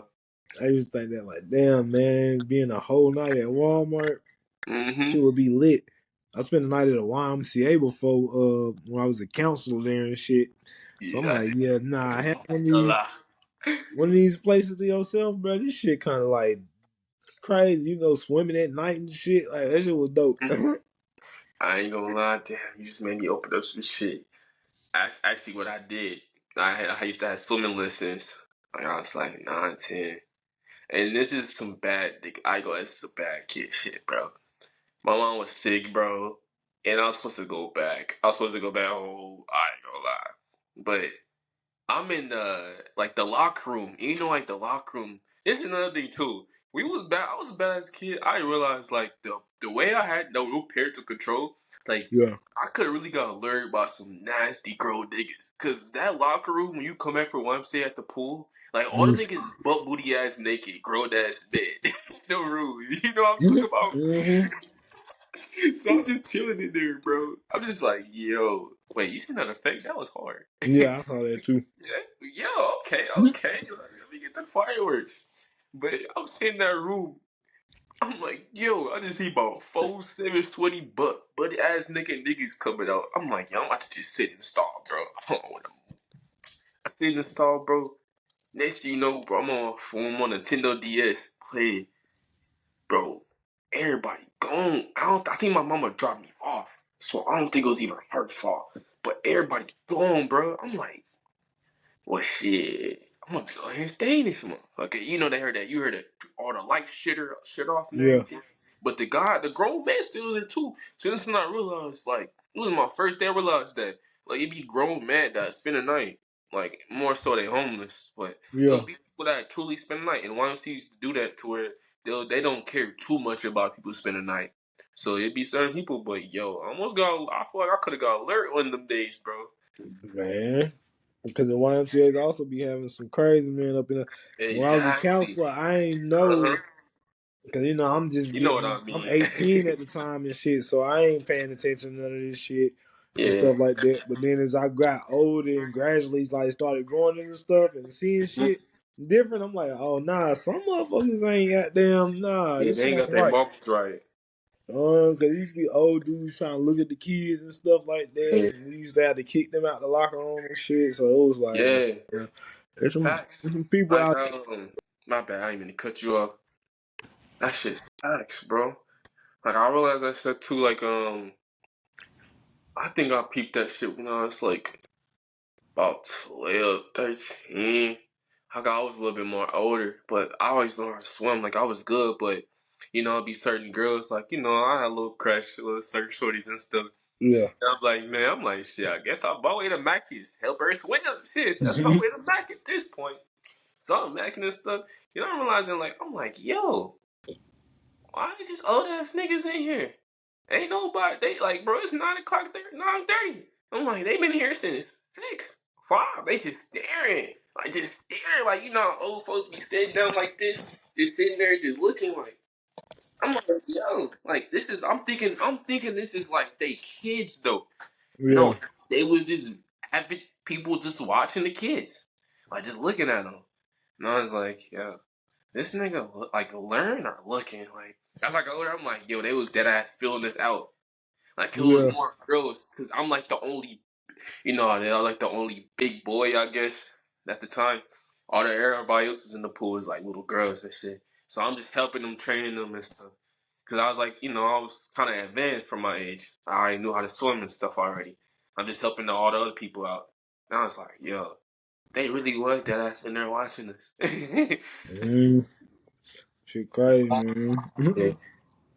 Well, I even had teachers that used to flirt with students, and I ain't noticed until I got older. But we had one teacher at my school get arrested because she was messing with a girl that went to school. Yo, that shit wild. I ain't Yeah. gonna lie. That shit is real because now they actually getting busted nowadays. Like, now it's because social media too. I think social Yeah. media played a part now they can actually get more exposure on that. But bro, middle school is wild. Because you gotta understand, I had my growth spurt like 5th grade, but it really, really transitioned for me, like mentally with it, like and the other part with it, like 6th, 7th grade. You feel me? So it's like, bro, I'm like, yo, and I'm like at this charter school at the time, and don't get me wrong, bro, like some of them, we had like white teachers, bro. You feel me? But some of them white teachers was like, they was like feeling like, bro. I'm like type of kid, bro. I don't like being touched at the time. Like I hate getting touched, bro. Like I hate teachers try to do all that extra shit. Like yo, are you good? Hey, how you doing, honey? You good? I'm like, bro, like, don't touch me. You could just tell me. But it's always teachers to always rub me, bro. Like always rub my shoulder. Like always rub me like right here, bro. I'm like, yo, like, what's up? I'm like, bro, yeah, bro, no, man, I ain't gonna cap. Some teachers used to get caught and exposed, bro, for that shit. But some teachers didn't get caught. Like, I didn't never do nothing to my teachers. And I ain't gonna lie to you, Yeah. Sky. I ain't gonna kill a bullet through Sky. I went to fuck a lot of my teachers, bro. But my homeboys, them niggas was going. Oh God! And I had remember it was this one little rumbish, little rump shit. Like she was like a little good ELA teacher. Man, my nigga, bro. This I ain't gonna say bro name because I know I'm going to lie. He gonna kill me, but bro, tell me why, bro. This nigga really went to go smash the teacher, bro. The night after, he really went to go smash the night after, bro. And we used to stay after school and stuff like that. So you could see a little flirtation after the fact that school kind of off the way. You know what I mean? So I'm already feeling the vibes. Like, yo, this nigga smash. Yo, like, That shit be oh, crazy. why shit was? Why I ain't gonna lie? I was like, yo, my nigga got the grade. This nigga really did it. He really did it. Cause we still coming up in that time with internet and all that shit new and stuff like that. So shit, ain't no telling. Ain't no telling, bro. But I had to find a ziploc. You know what I mean? It's like, also I didn't want to snitch though, cause I'm like, shit, I want mine. Yeah, I'm like, nigga, I'm next to this motherfucker. So that shit was real shit though, bro. It's more so to me. I always felt like the Caucasian teachers we growing up with had more of approach and had more of this little kink for certain kind of bigger males. Like I was kind of a big kid in a way. yeah. They kind of felt that I always felt like they knew my masculine. And I kind of rep it off the weird way. And I was one of them kids. I had a baby face and stuff, but you know, I ain't gonna lie. Like I could talk, bro. I could talk a little game, you know. They ain't You know, come I from my just like, demographics too. That's the mm-hmm. thing. So shit, they ain't still think about that one that played them in college. Yeah. Facts. Then we got young, bro. And like you can look up like my school's called Lee Marion Kaufman School. So we was like one of the first or second classes really introduced into that school. Like fifth grade, sixth grade was. They started from fifth grade and they just started like going all the way up to high school. It was like one of the first day in class. We had nothing but young, white, black, smoking hot teachers, bro. It was weird, bro. That's the shit I'll be thinking about. I'll be like, damn, why when we in elementary and stuff, we got them old teachers. Then when we get to high school, they be 23 and shit like that. Like Oh, we facts. 18. And now, actually, I think my area was the last paradigm who had the old black black teacher, like the OG teachers in elementary. Because nowadays the pre-K teachers is bro, all of them are the young ones now. They Yeah, switched. It's like yo, I remember going to like my little cousin's cookies and milk thing or something. I'm like, her teacher bad to the fuck. Like, yo, like this pre-K. You a teacher? I didn't even know she was a teacher, bro. Until like Ivy told me, like, I'm like, yeah, what? Yo, they can hire anybody now, cut. and then with the ideology of a teacher, I forgot that they taught me this when I worked at the YMCA as a counselor. That Mm, some people didn't grow up popular. So with yeah. them not growing up popular, once they get to an age and they grow into their looks and shit like that, they still don't know how to handle it. So they can use the kids now to make themselves popular on some shit, Mm, reliving their old trauma. no, facts. That's That's what true. happened with that dude. Hmm? You know that one teacher when it was like dudes arguing with the females and shit. Females was talking all that shit back to men because we kept telling them like the nigga letting them girls play in his house, something was wrong with that shit. Yeah. Yeah, yeah, that was one of them. Cause it's like that's a popularity thing. Like he was treating them girls like, you know what I'm saying? Like he the cool kid now, letting them do that shit. He can't Oh, just trust let me. somebody play in your hair in school. For me growing up, it was always the fitness male teachers. They always kind of just the most chill, always cool, calm, collect. Like I still see that shit. Like they always one of the ones like all the girls fuck with them, everybody fuck with them, to the point where it wasn't like one of them weird. You know what I mean? Just more of like shit. Like I'm not. I mean, I'm grown now. I'm just want to just make sure everybody cool. That's what Yeah. always my favorite teachers. Always the gym teachers, because they always got this cool shit, bro. It's like I guess I ain't think about it like yeah, maybe they grew up hard as hell when they came to their level at certain things in school. So now they just want to be that cool ass gym teacher because how they shit was growing up and things like that. Yeah, but I ain't gonna lie, ELA like I know his teachers is different though too. Like it's a negative on it. Like Like for me, I was always that kid. Like I wasn't no class clown, so to speak, but I always was a kid that always speak my mind. Like I did not care. Like it might have been a little too harsh how I said certain things, but I did not care. You know what I mean? Especially if I'm in Yeah, history, because I'm already knowing. Like I'm already clicking down my head. Like I'm Chronicles of Judah 144. I'm looking at YouTube videos. This I'm like, yo, y'all bullshitting us. Like bullshit. You know what I mean? But I had certain teachers that kind of like try to dim me down in a way. Also in a way of like seeing, I felt like now they got the job in the spotlight. Now it's like they kind of like take advantage because as ways that like certain kids they feel like growing up who was like the overseers or like the ones that always spoke their mind. They yeah. might have got bullied by them kids or something like that. That's all I'm about to say. The bully, yeah, yeah. Mm-hmm. That's who oppressed them on some shit. So they trying to oppress the same Oppress you. section. Yeah, Mm-hmm. I always realized that too. I was like, yo, I was like, why are you talking to me like this?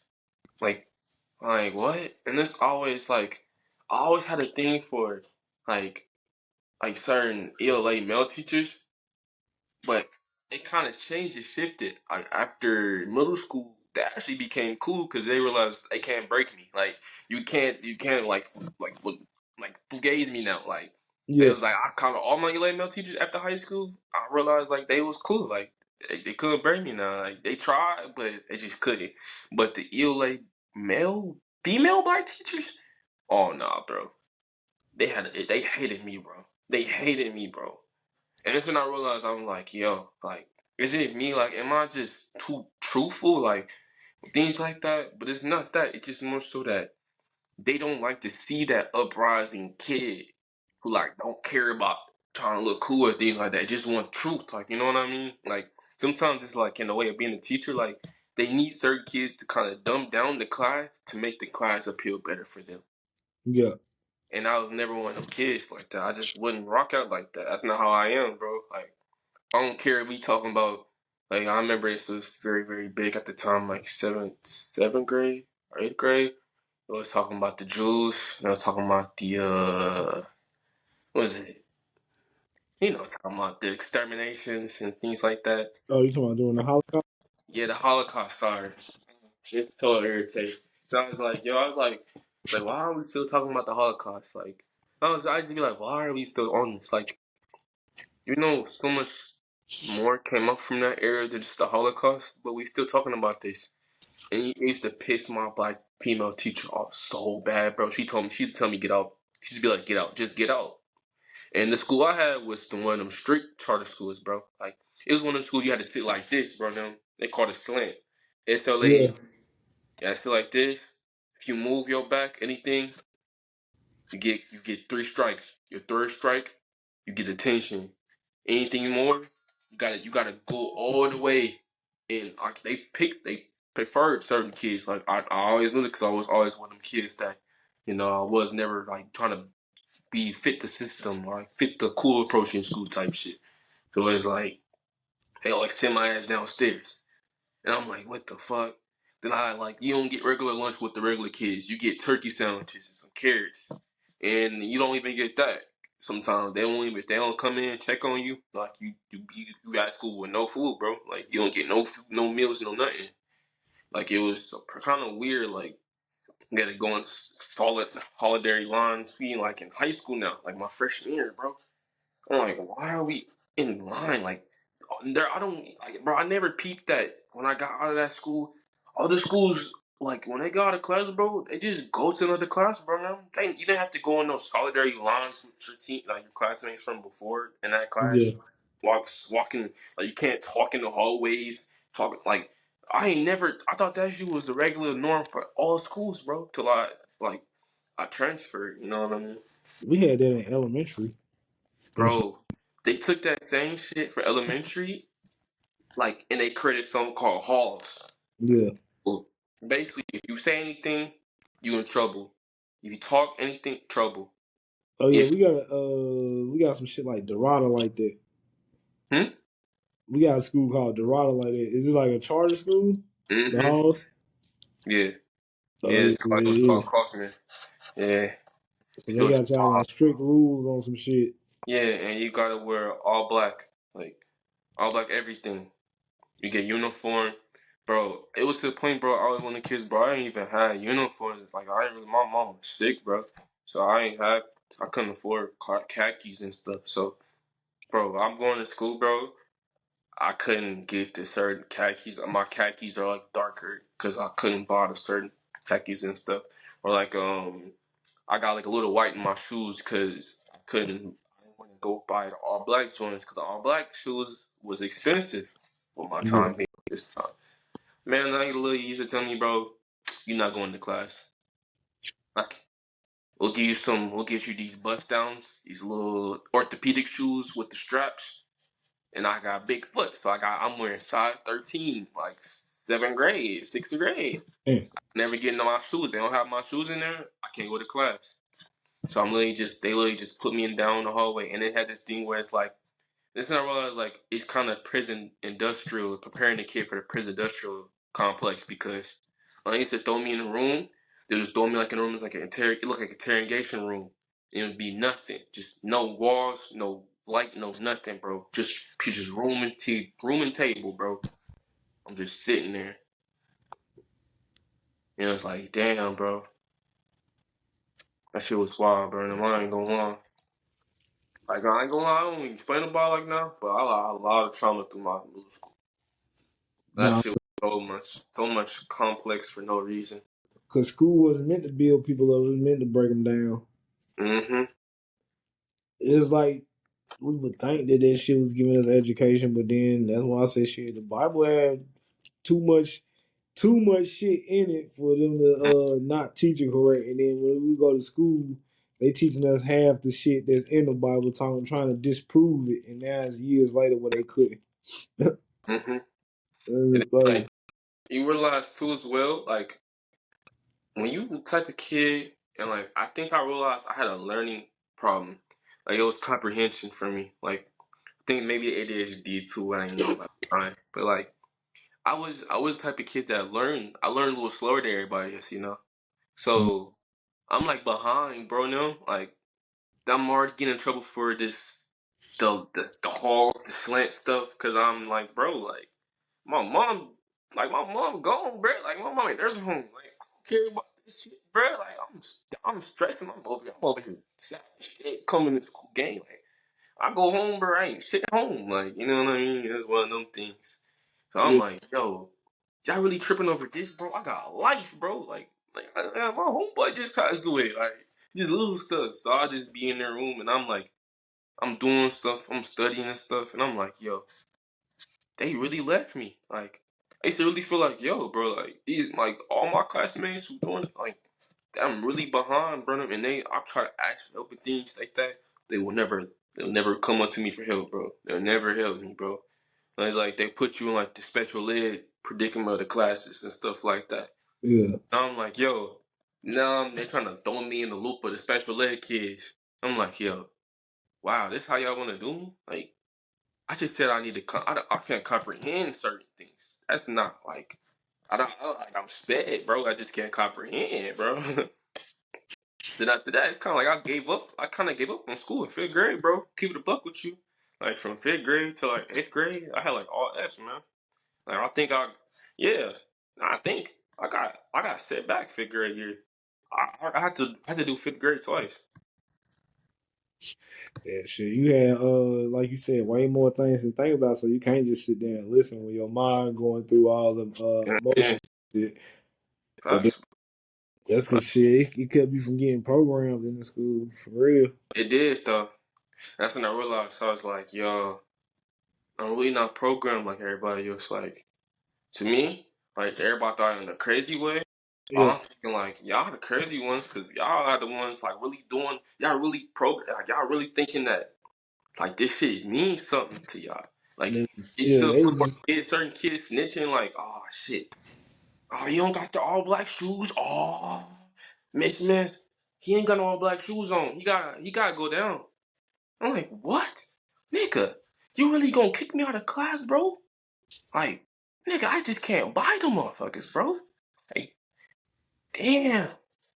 Nigga, and next thing you know, like that's when I didn't fuck with learning. I really no snitching really came from school, bro. Oh God, they come from fucking prison. Like niggas be like, oh, why you don't like snitches? No, that shit came from like the goody good. Don't like you know what I mean? No. And the parents on some shit like back in the day when they kept telling people stop being a tattletale. Yeah, that shit used to throw me, bro. Cause I used to be like, yo, I thought we on the same team, bro. Like every student gotta be on the same team. To me, ah, hell no, hell no. The kids did not care, bro. No. It was eat for eat, bro. And I feel like, I never was trying to be that kid, trying to be up under the teacher and stuff. But you had certain kids who was. Yeah, They was yeah. snitching, a whole bunch of stuff. You know, I'm the bad guy in the class now. A little argument. But I understand it more now as an adult because what happens is with the kids that be under the teacher, they don't never get no recognition from nobody. That's true. I did catch that too, man. I'm a little selfish about it because I was on the other side of it. Nah, But but yeah, I no, no, understand. you Don't ain't, get it wrong. I you had understand. your situation too though, like shit. So Mhm. you had your stuff you was worrying about, but I'm just saying they didn't get recognition, so shit. Because Not fast. it took me a minute to find out like shit. Even though my parents ain't really raised me and shit, the I could still see like you know what I'm saying what happened with people that was missing out on having their people raise Hmm. them though. Like, cause my people was still there on the weekends and shit, but they just had they shits that they was going through. Yeah, same shit, bro. Yeah, bro. I ain't gonna lie, dog. I kind of moved her. I don't even wanna. It's hard to even explain it. I can't. Even, it's so hard to explain it, but same Yeah, shit, bro. Same shit. It was like, yo, I realized though, like, I was in the class though, and I was most of my friends I'm really fucking with, and it's the reason why I said I feel them too, cause like I realized like I'm really am fucking with only like kids that I can see like going through it. That's not yeah, okay. Like I just gotta like, bro, like damn, not every kid has to go through it for you to fuck with them, bro. But I'm just so drenched in my mentality to how my life going that I never gave certain kids a chance, and then they looking at me like too, like damn, they like I I got my sister got a password for you to fuck with me, like you know what I yeah, mean. I kind of peeped that a little bit, like I was like damn. Like I was like, yeah, I need to stop being like that. Like not everybody just because they go into their situations have to like plummet they head to be my mind spit. You know what I mean? Like yeah. can't do that. Can't do that to every kid. Like They do. Yeah, shit. Everybody learn themselves more because our mm, child version of us still teach our adult version some shit. Because facts. I be looking back like, damn, when I was in school, I wasn't on the same time as everybody else on some shit. Because my Yeah. grandparents raising me, I always was looking at it like they ain't got too much longer to live. So shit, once they told me, you know what I'm saying, you represent your people everywhere you go. Fact. Everything they would teach me, I would just sit there and listen to it because I'm like. And shit, as long as they got left, you know what I'm saying? I'm gonna them do what they asked me to Mhm. do. Yeah, I don't know. I think I'm the same way, bro. Like I'm an old soul. Like it might not real like that. Like I think my boy Bryce a little better than me when it comes to how he old soul. But Yeah. I was the type like I want to say old soul. Maybe I always mess with the older OGs. Like No, I I ain't always know about old older soul. You right. older homeboys. I was like second grade, bro. My best friend is 14, 15. Mm. Like it was weird. Like I just naturally approached. Like it just like I was like my god brother at the time. Like. And I If realized, I'm, I'm like, yo, I'm just, it's not nobody else's fault. Like, maybe I'm just, like, like, it's like maybe escapism from my childhood or certain things. I don't know. nah, But, yeah, with you losing your mother though, they add like 50. They put you at age 50 when you was a kid already on some shit. like, You know you what I'm know, saying? Because people don't know what it feel like to lose their parental figures until they get to 50 years old. facts. Yeah, that shit did bother me. I did feel like, I realized this too, like, a lot of come, like, the duality of, like, how I met certain girls. Like, Yeah. I think a lot of girls are actually trying to, like, cherish their certain ways because they lost a parent, too. Or they lost some like a brother and something like that. And it's like Yeah. cause I lost my it's weird, bro. I lost my homeboys fifth grade too with my mom. Like, yeah. It's a So it's like, familiar spirit. yeah, like it made me draw closer to certain girls. Like it wasn't. I wasn't necessarily going for certain girls for like looks. I was going for certain girls because it's like, damn, she going through it too type shit. Yeah, you don't want to date somebody that been through what you've been through on some shit for real Yeah. before you even get any type of achievement. That's what I be feeling too on some shit. Like I Mm-hmm. can't date nobody unless they already know what the street life is like on some shit. That's why Mm-hmm. I wouldn't too much date outside the race. No, facts. And you know what, too, bro? I'm be real with you. I actually want to speak on that too, cause like as I got older, I feel like I try to escape that. Like, hold on, ow, oh shoot, oh my bad. It's my brightness tweaking, but it was like I used to have that mentality, bro. Like, I don't know, like when I moved, like it's kind of like it changed me, cause I went to a more of a I'll be honest, it's kind of weird. I had to live with my guardian. And she kind of like pushed me into a different school district, like 20 minutes out. And then like 20 minutes out was crazy, bro. Like it's damn near white. It's damn near a white prep school. Like, but it's like a whole different world, bro. I'm like, what the fuck? So like, as you know, like as it just comes to that, like it is still kids from the trenches going to that school too, but like it's Yeah, just different. It's not naturally grained into the school. It's just they go to the school. You know what I mean? So I'm like, yo, I mess with like one of the first girls I messed with, you know what I mean? Seriously, no, I did mess with a lot.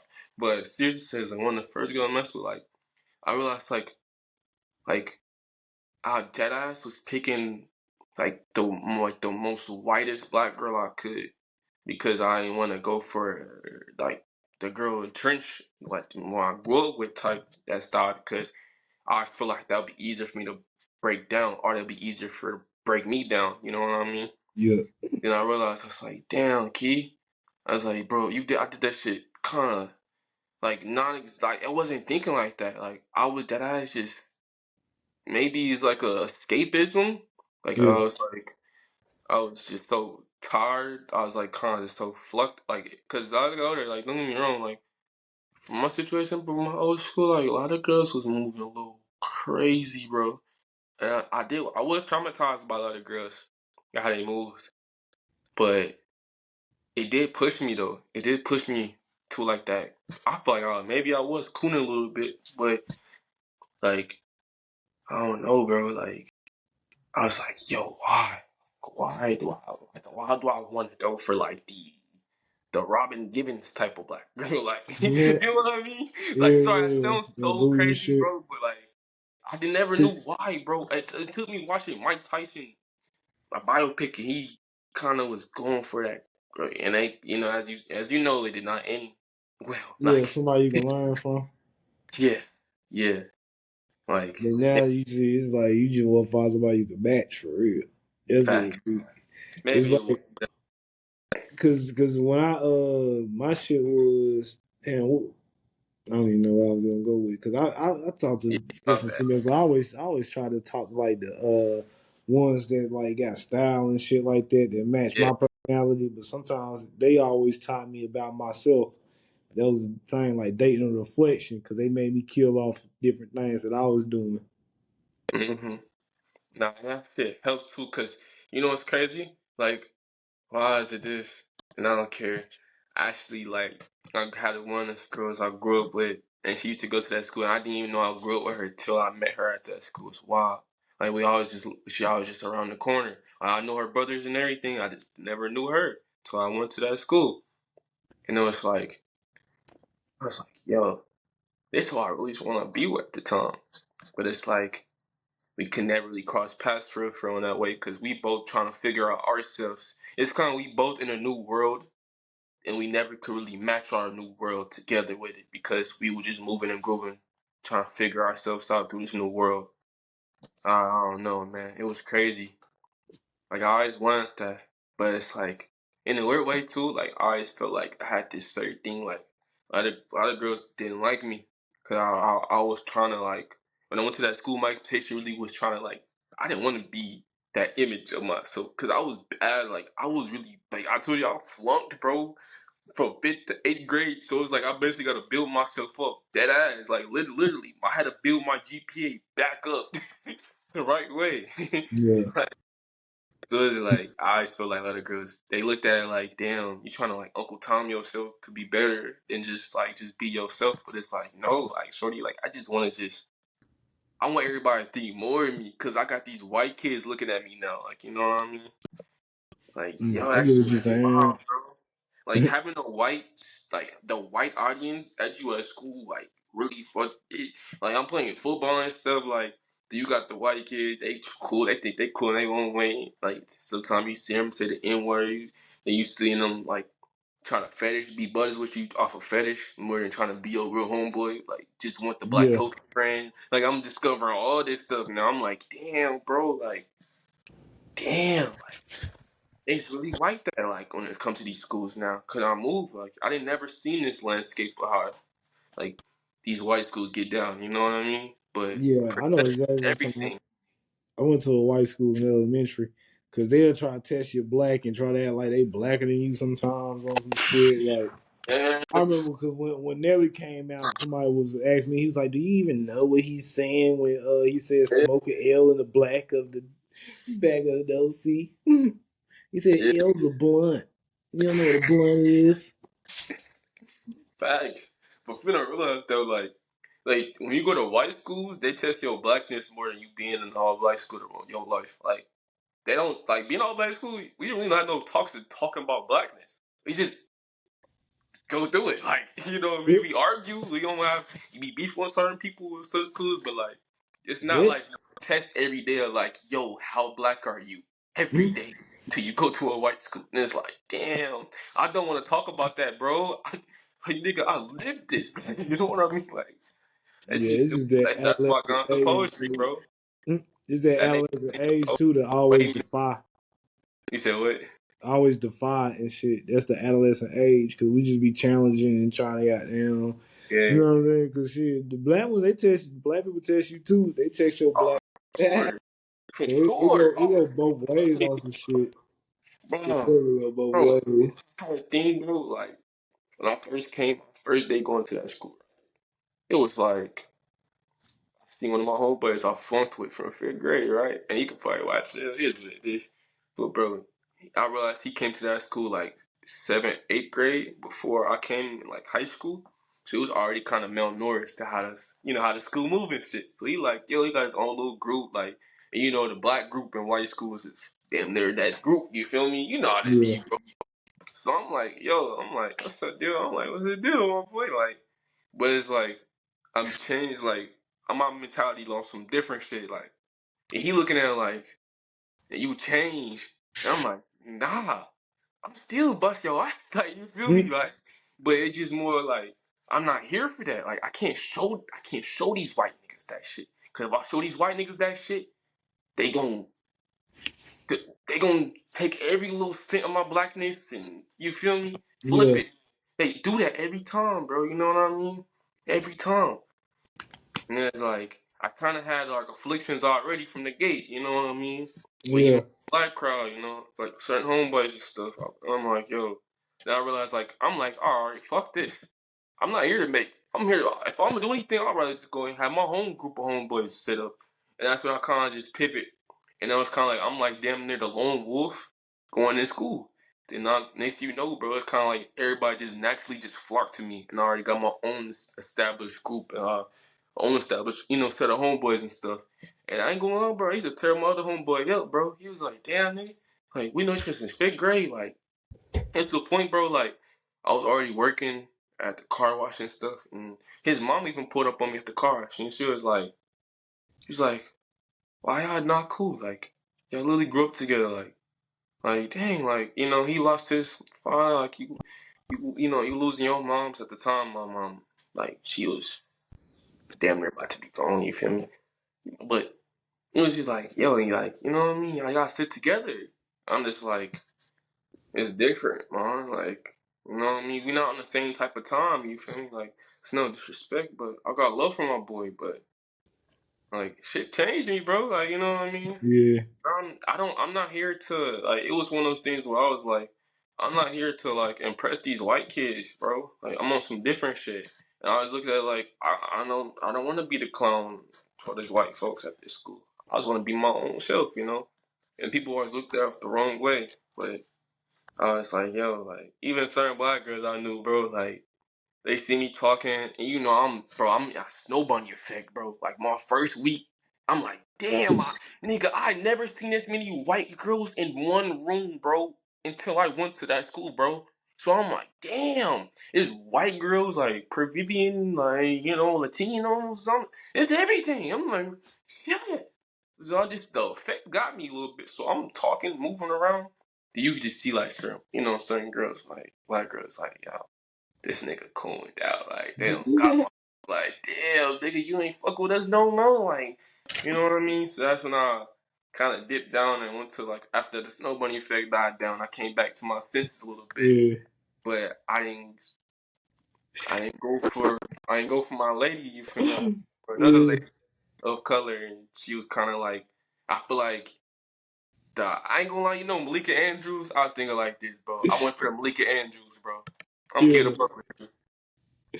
Man, hey, this is the funniest shit though, man. Because when you talk about that, me and my homeboys was talking in like the round circles and shit. So it's two of them talking this shit, and one guy Right? was like, "Yeah, I ain't never been with no snow buddy yet or some shit." So I asked him, I was like, "Yeah, I've been with one." Well, I was like, "Hell yeah, we done been one." And then just out of nowhere, I'm just like, "Oh, y'all some sellouts, real." Both of these just put their head there like, "Damn." But I was like, "Y'all know that nigga, I'm joking, bro. You can't change the I'm facts though. That shit past." hurt though. I ain't gonna lie. I feel it. I feel it though. I feel it. I ain't gonna lie, bro. I was Bro. just joking though, man. But yeah, once they Feel it. started telling us about how oppressed the black woman was, like you really know the psychology of like what they going through or some shit. It's Yeah. like that I You really feel it. feel bad now because they don't like if they like teaching us everything wrong, they got them definitely teaching them shit wrong, and they Yup. saved us throughout so many life periods. Cause shit, for all the women doing slavery, they was pregnant, you know what I'm saying, still working in that field. So just thinking shit like that, like damn, they got them bro made a lineage till we got to here. Mm-hmm. So And you that's gotta the most understand though, this powerful is a shit. whole different world for me. See, like, you peep, bro, I always kept my blackness. So it's Yeah. like, I'm looking at it like, damn, my black card gone? Like, fuck. I'm like, I'm sorry. Like, I never ever wanted to hurt y'all. It's just, I never seen this shit before. Like, Yeah. I dead ass, like, I never seen this before. Like, nigga, I ain't gonna lie, bro. My dick got hard every day, bro. It was like a new journey, a new life every day, bro. At that motherfucker for a cool minute. But it's like, one thing I realized though, like, it's not just me though. It's like a lot of black identities get crushed when it comes to those schools. Cause you got the black girl who never been in a black crowd in her life, and then she got older. Now she's seen a black crowd, and she's like only grew up with white kids her life. So now I kind of had that girl too as well. So it's like, Yeah. you know what I mean. Now her identity's fucked because she can't listen to NBA YoungBoy without somebody talking about some girl. You're not like that. You know what I mean? Yeah. Or it's like like certain girls like in that realm too as well. Now they like talk white, just straight talk white. Then you like, damn, like fuck. Like, you don't got a little black in it. Like, you know what I mean? And then they get crushed. You feel me? Because now, they look at, like, they don't want to fuck with no hood nigga because they like, oh, you just finna talk about me because how I'm bougie and shit. And it's like, no, honey, I promise you bad as shit. I just, you know what I mean? I just wish had a little more flavor in you. You feel me? That's it. But, you know what I mean? It's self-reflection. A lot of kids back in, like, back days, bro. Like, I realized that shit. Then you got certain black kid. Like, I ain't gonna lie, I had a homeboy, bro. Now, you might hate this shit. I had a homeboy, bro. Light skin as hell, bro. Mason nigga, bro. You gotta be careful about them niggas, bro. But I'm talking shit. I'm talking shit. But it's like, I remember one day we got a football practice, bro. And this nigga was like, "Yeah, bro. I don't like black women like that. I don't." Damn, nigga, we in the room with all these white niggas. I'm like, bro, chill, bro, Yeah. chill. Cause I was always, bro, don't get me wrong. I have a certain approach. I feel type of way too. Like I feel like I don't like how certain like females do me. Cause I'm a new approach to kid and I'm already getting called Uncle Tom and shit. And I'm just exploring. Like, you know what I mean? Like that's not Yeah. right. But at the same time, I will never in my life just come and say I don't like black women. Like that shit is like saying you destroying yourself, bro. Like you know what I mean? But Yeah, like you gotta realize I had that's 100. That's 100. How you say that? Though, destroying yourself. Yeah, yes, bro, because this that's where we kids come is from. literally like nigga, they literally get they mama black and my black nigga, black. Drop them to school, do everything for them. Go to the school, drop them off, and they literally come back, bro. Whatever they doing, they come out and say, "Yeah, I don't like ghetto. I hate ghetto bitches." Damn, bruh. Not every black girl ghetto, bruh. You feel Yeah, me? Like, and that shit hit me because, like, I come from a certain cloth, you know what I mean? So I'm like, I realize, bro, in the hoods, bro, not every girl is ghetto. It's just their mentality, how they gotta act because they kind of, protection you too. know what I mean? Yeah, It's extra. Like, that's not ghetto, bro. It's the difference, you know what I mean?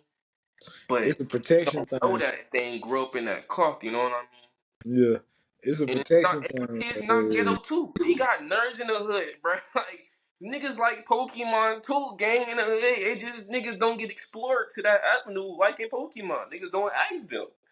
Yeah. Like it's just irritating, you know.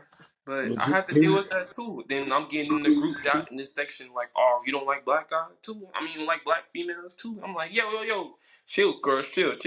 Like, chill, Yazzie, like, chill. You know I fuck with you. It's just that nigga tripping. I'm on a football team with him. I don't know what to say. I don't know how to help him. Shit. You know how that shit go. It's just wild, bro. It's wild, bro. And yeah. my experience in school is wild. But I had to learn like it's just that protection thing because she growing up in Facts. them neighborhoods, it's not just a female, but shit, they got them dudes around that's just as crazy. So it's like they gotta protect themselves around all them motherfucking crazy ass dudes and shit. So they act Yeah, that way.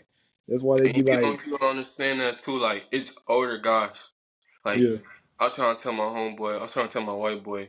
I was like, bro, it's older guys who be in the set. If you know, it's like you know, what I'm talking about Bud, Chris, blah blah blah. yeah, It gets deeper, but it be older guys who be in the set, and they'll be in the set just to be on some freaked out shit. And be on freaked out shit. You know what I mean? Like yeah. not doing the right way. You know, like kind of like you know, can't It's not because supposed to be doing what they're supposed to be doing, but doing that but it's to the all yeah, bro. it's already because they control kids. Yeah. That's the whole reason they most of the time had a game because you gotta go back to the beginning of the games. Once they locked up Tukey Williams, it took away the whole concept of what Crips and Bloods was for. They was actually there to stop drug dealers in neighborhoods and Mm-hmm. extortion shit like that.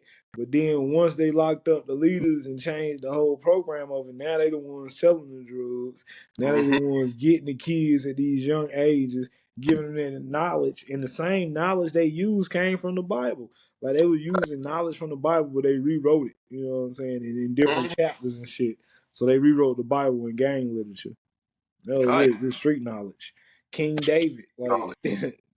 David Like is just it's crazy because like I realized that too growing up because like for me, bro, like my stepdad hated the fact that I had older homeboys, bro. Like it was to the point for me, bro. I seen it like I was one of them helpful ass kids. I just helped. Like I had a homeboy. He needed Kool-Aid. They had Kool-Aid at the crib. No milk Kool-Aid, bro. I'm like, bro, yeah, we only got milk and Kool-Aid, but fuck it, bro. Like, I don't have to go ahead and help him out. You know what I mean? Like, yeah, so I'm helping. I'll go over there. And to a point, bro, I'm helping them out so much. They fuck with the kid, bro. You know what I mean? But it's on some genuine shit, not on no like you like some kids do get used. Don't get it wrong. Like you that nice kid in the hood, you will see that you getting used. You feel me? yeah. But it was like, bro, I'm helping them Oh, out, of and course. it's older brother's blood and shit like Chris or something. You know what I mean? So it's like I'm just dead ass just chilling on the front post now at this point. It don't came from me kicking it with homeboy to I'm kicking it with his older brothers and shit now and shit like that. Then I was like, my stepdad be like, now this nigga don't live. Oh, because they already know, man. That's the older one. That's why they listen to the elders. Because when I was growing up, well, shit, not growing up, but in the hood after my home invasion and shit like that, and still staying in that same neighborhood, it got to a point where I saw, like, Motherfuckers is not coming to help you if you're a nice person. They will still, they don't care if you got everything stripped from you. They still look at you as a target. Like, cause Target, bro. but it's survival mentality. Like some people are living life and some people, you know what I'm saying, Yeah. living dead, and some people are surviving, and the survivors are like just trying to take as much as they can to, you know what I'm saying, get by the next day, not knowing that this shit gonna go like that because of the way that they getting it. Mm-hmm. They Oh ain't yeah, I even had that coming shit with. crazy to me. Like my experience with it was wild, bro. Like, bro, it was crazy. This crazy as it sounds. I never had no problems on my block when it comes to like the I hang with.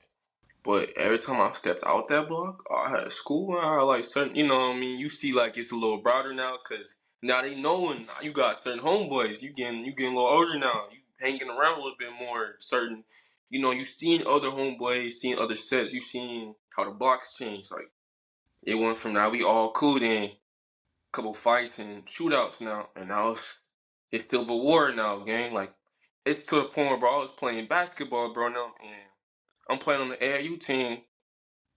And this is like it's like small band, like it was small and companionship AAU team. Like it wasn't like no major AAU team.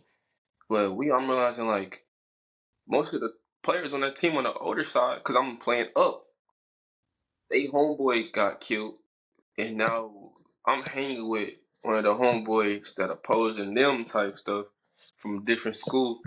So like now they like jumping me. They trying to fight me every day, bro. And I'm after basketball practice, bro. Like every time I go in the basketball practice, every time I go out in the bathroom, bro, I'm getting fucked up about 4, 5 niggas, bro. Yeah. I'm like, Mm. damn, bro. Like shit. I come up the school bus, niggas on my head, bro. I'm like, fuck. I ain't even do nothing. All I did was just hang with my homeboy, bro. But Yeah. it's little shit like, like the war started, bro. Most of my city, bro, them and it's the kids getting killed, and then like niggas playing ball, like they put all this money into one bro playing ball, and when he get killed, now his older brothers and shit gang banging, and now they not stopping because they took out the meal ticket. You know what I mean? Yeah, that's when that Kane shit happened. Mm-hmm. Cause shoot, yeah, and people will draw on you just because you mess with, associate with sometimes. I remember I got robbed just because I was walking with one dude, and that's when I found out that some people overcompensate like a mug. You know what I'm saying? Like Yeah. there was one dude in my neighborhood. You know what I'm saying? And, like he was the most dangerous dude and stuff. He looked like Terrence Howard though. This is the funniest stuff. And he used to have a like you know what I'm saying, two Howard, pistols. Yeah, I always had two guns on him like and shit Lucian. like that. Yeah, I always had two guns on him. Stuff used to be they ain't going crazy and stuff. And then, but it was another neighborhood over, so I stayed on Betis Ford. The other neighborhood over, like Garden City. Them the Yeah. people that be like really getting locked up and getting out and shit. So they be snorting all this shit. So Garden City decide, all right, we're gonna rob most of the people on Betis Ford. So they like robbing people back to back to back. First dude they I'm not gonna robbed. lie, I'm gonna cut you off, nigga. Anytime I see a city, a place called Garden City, bro, just know it's treacherous, bro. Like Yeah, the most like historical name spots in the hood are always the most treacherous. You always realize that though, bro. yeah, man. Yeah, man, because we got another places that's crazy, called Hidden Valley, and it's named after all the thing on. You got hit, Ellie. Yeah, and they named after all them fairy tale places and the most dangerous streets like Most Snow White dangerous Lane and stuff. spots, bro. Yeah, Cinderella Avenue and all that. Yeah, Golden Acres, nigga, dangerous, nigga. man, that's how it should be. My But bad, I gotta cut you off, bro. so the Garden City boys basically was like robbing a whole bunch of people. Like they got one dude, they done stole his car and threw his baby out the back seat because the car seat was still in there. Man, they got they robbed like just everybody up in there. So the one dude who I'm saying overcompensating, who had the two weapons on him, they got him or whatever. But one day he asked me to walk with him, so he told me, "Bro, you don't walk with me," because he talking about smoke sweet. So I ain't know he wanted me to walk with him because he nervous that these dudes go try to rob me, get anything. I'm just They don't tell man. you, bro. They So don't tell then, you.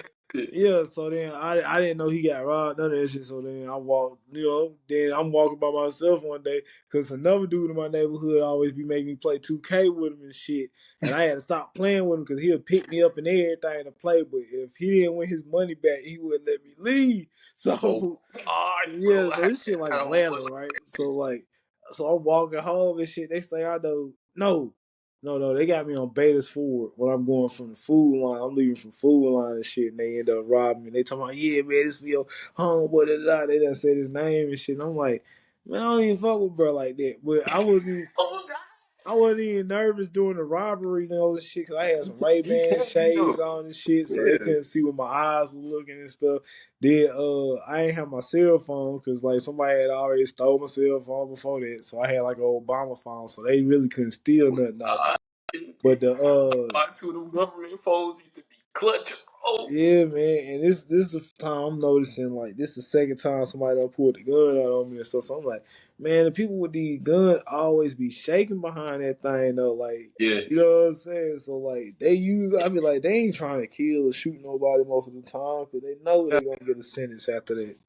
Yeah, bro. I swear to God, like same shit, bro. Like it's to the point for me. It was kind of scary because like I realized I never took like gunpoint seriously Yeah, until maybe after college. Like I was like 18, 19, and like after my little brother passed away, like that's when I seriously took like shooting seriously. Like I used to get shootouts like middle school, like just badass kid shit. But I'm hanging with fucking, as you know, I'm cool. I'm thinking I'm cooling with my homeboy, and he done got some shit going on. He ain't telling me. Some nigga yeah, just blowing that bitch. I'm like, God damn, nigga, we at the park. Nigga, we on the slides. Niggas just busting us on the slides, bro. But like you just realize we some kid shit. Like we dead ass just goofy as hell. Like I realized shit so young. So when I got like kind of like older and shit, I ain't even take that shit serious, bro. I'm like, I ain't gonna lie, bro. I was dead ass moving like fucking Tony Montana when it comes to that shit, bro. Like not like Tony Montana, but mentally, I'm like, bro, man, I don't give a fuck. I don't give a fuck. No, like, y'all really on that? Be on that, bro. Like, be on that seriously. Like, just take me out this bitch. Like, I was wild, bro. I was wild, but it's like it don't hit you for real till you get in, yeah. like motherfucker really like yo. You know what I mean? Like my little brother, obviously. So like I was like, yeah, man, that shit did not hit me till then. I really was playing with fucking fire, bro. Like playing with fire, man. Because at first you don't really care, but then when something hit like that, a sibling on some shit, it's like nah, it's something different. You know what I'm saying? Like, Yeah, boy. and then the fact they be like, damn, why am I still here on some shit? But my people Yeah, ain't. you getting survivor's guilt more so too. Like Yeah, because you like down. I'm the goofy now because you know what I mean. It was like damn, I'd rather be me because I yeah, just don't even deserve this shit, bro. Especially like the littler, he like the younger. Man, oh God, bro. Facts, dude. That shit's real. yeah. Cause I lost my older brother, but then when we studying crossroads, I'm like, nah, I ain't really losing. He just passed. Like that's the difference. Mm. Passing the spiritual shit. They say everybody sign a contract on how long they want to stay anyway. Oh, that shit's wild. You say that too, cause you know it's crazy. Like after my little bro passed away, we was like had a conversation with him like one of the nights before. He was like, it's kind of he dinner was telling me what's gonna happen. He was like, man, he's like, bro, Keon, he's like, you gotta start taking this shit serious, man. He was like, bro, you wanna rap? Because we used to freestyle like Scott. This is my little brother, the only person that told me that I could be a rapper. Like he was the Yeah, only person that told me I couldn't be an artist. Like, cause I used to show him my poems and everything. He was like, bro, you are the next artist, bro. Like, you just gotta just care about it, dude. And I'm just like, dude, he just freestyling, nigga. yeah, Having fun, bro. What are you talking about, bro? But he was just like, bro, like, you need to start taking that shit serious, bro. Like I don't want to live like this forever, bro. And like, I want to just be a cook, bro. Like, I just want to just be a. He said, I just wanted to just be a cook. And I was like, you know what I mean? Like, what you mean by that, bro? Like, I'm just sitting there like, yo, like, I don't care. Like, he never talk deep too. Like, it just Yeah, like, okay, bro. Like, yeah, I feel you, but I'm just on some like arrogant shit. I'm like, yeah, bro. Like, I'm still gotta be on that, bro. And I'm like, cook it or not, bro. Like, shit, these niggas try to take us out. Like, you should be or take us out. You know what I mean? But I'm more, it just look goofy. Like, I'm not hearing like, bro, he dead ass saying like, all he want to just be in his life is just be a cook, like one yeah, day. That's all that's his goal, his determination. All the other shit is not it. And I didn't even take it like that to like after I realized I'm like, damn, bro. Like, he was just telling me he want to live a normal life, bro. yeah. Now, when you say shit like that, that makes so much sense because that's what people be saying for real. Like, so everybody got something that they want to do. So it'd be like, damn, I ain't got, you know what I'm saying? This is what I want to do since a kid. Already built up in me, like, for real. So we be knowing, but society don't let us do it because it be all Yeah, these other obstacles for real. man, facts. Like I didn't peep. As I got older after that shit happened, I started thinking like you grieving, so you start thinking about the good memories and stuff. And like I'm like, bro, every time me and him hang out, he cooking. Like every time I hang out, I'm with his mom's crib. He's chefing, bro. Like this nigga, he's younger than me. I don't even know how to Yeah, cook like this. He's chefing macaroni, cheese, fried chicken, full dishes, bro. At 12, like full blown dishes, bro. Them like we cooking good, like making baked brownies on the side of it, Alfredo, fettuccine, bro. I'm like, yo, okay. And they got me. Then they made crab cakes one day, bro. Now off the front of it, off the thigh, like, damn, I made some crab cakes.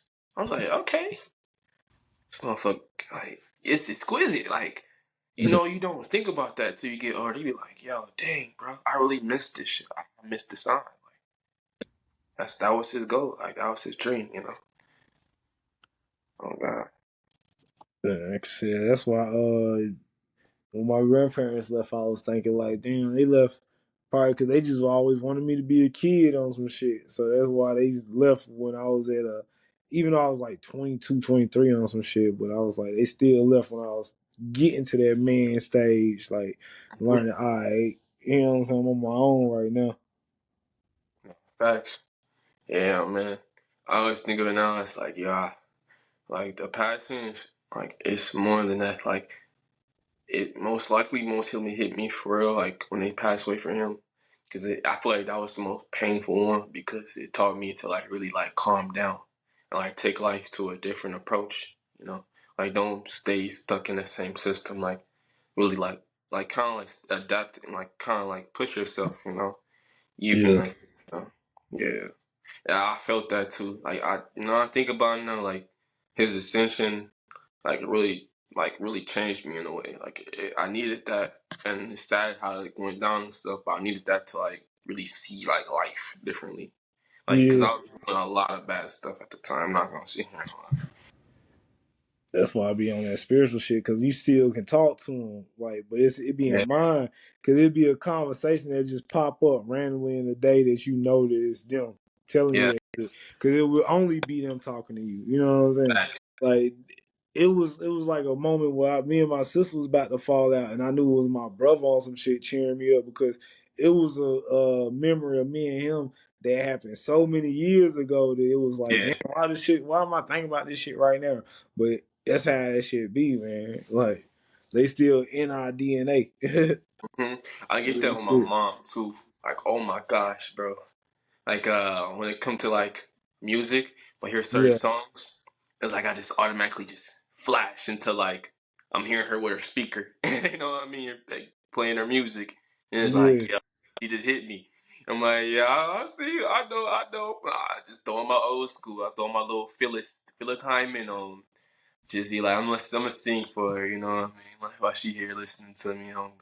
I be seeing that like I don't know if I told you this too. I think them coming and like I don't know if it's like some people say like mind activation, serpent energy, seeing the clocks or seeing yeah, the repetitive numbers or repetitive numbers, but I used to really think it was like my people. It's like I used to think it was my mom, like my little bro at the time. He passed. I used to be like, yo, like he's checking in on me.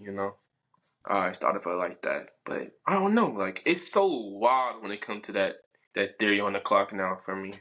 Like I take it into that approach, but you never know, man. You never know. But I always look at it in a positive way. Like maybe it's checking up on me. Like I see Yeah, 11/11 or 9/11. that It's like and then you'll feel something sometimes like a tingle or some shit like that, spider yeah, sense. facts. They got different spiritual ways that they say you can ask them to tell that they in the room and shit. Cause when it's within thought, like maybe like if you want them to touch your feet, some shit like that, your foot will get cold, like different shit. You know? Oh, when I was younger, I had that a lot, bro. I did not know that was spiritual till I got older. When I was younger, I used to have that happen to me so many times, bro. But I realized I had a homeboy pass away, and it's wild. This was right before like GTA 5 came out. I used to play GTA 4, and like he had got shot and killed coming from my crib, like, and then like, bro, like that whole summer, bro, like I used to get chills like on my back, so to speak, or like on my feet, bro. It'd be chills like that little, you know what I mean, that little Yeah, tingle. I just be like, yo, bro, like I just cry. I used to just cry, bro. Like I was always just literally want my whole room dark just to feel that again. Like it used to be one of them things, bro. That's when I realized that shit was probably real. But as I got older, it hit me though. Like I'm like, yo, damn, bro, I was playing with my spirits back then. Like it yeah. didn't really realizing for real, for real. And they say that's one of the biggest signs of Jesus being with you on some shit because he washed feet. Damn. I never knew the feet theory on that. Damn. Yeah, with the fishermen, he used to wash their feet and shit. Wow. Yeah, that makes sense too. 'Cause like I went to nursing school for a little while, and they told me like they're always realizing like when you put the bedding on them, you had to make Mm. sure you put the bedding properly on their feet to like make sure it's plied up. So like every time you like I'm in a bed, things like that, I'm feeling it. Like I always felt that presence because like it's a certain presence you feel because of how the bed and go. You're not supposed to have your bed to where your toes out. So when you do have it, you feel like it's the wind, but it's not. That's how you know it's something spiritual when you feel that certain type of breeze. Yeah, yeah, because it's just that one area.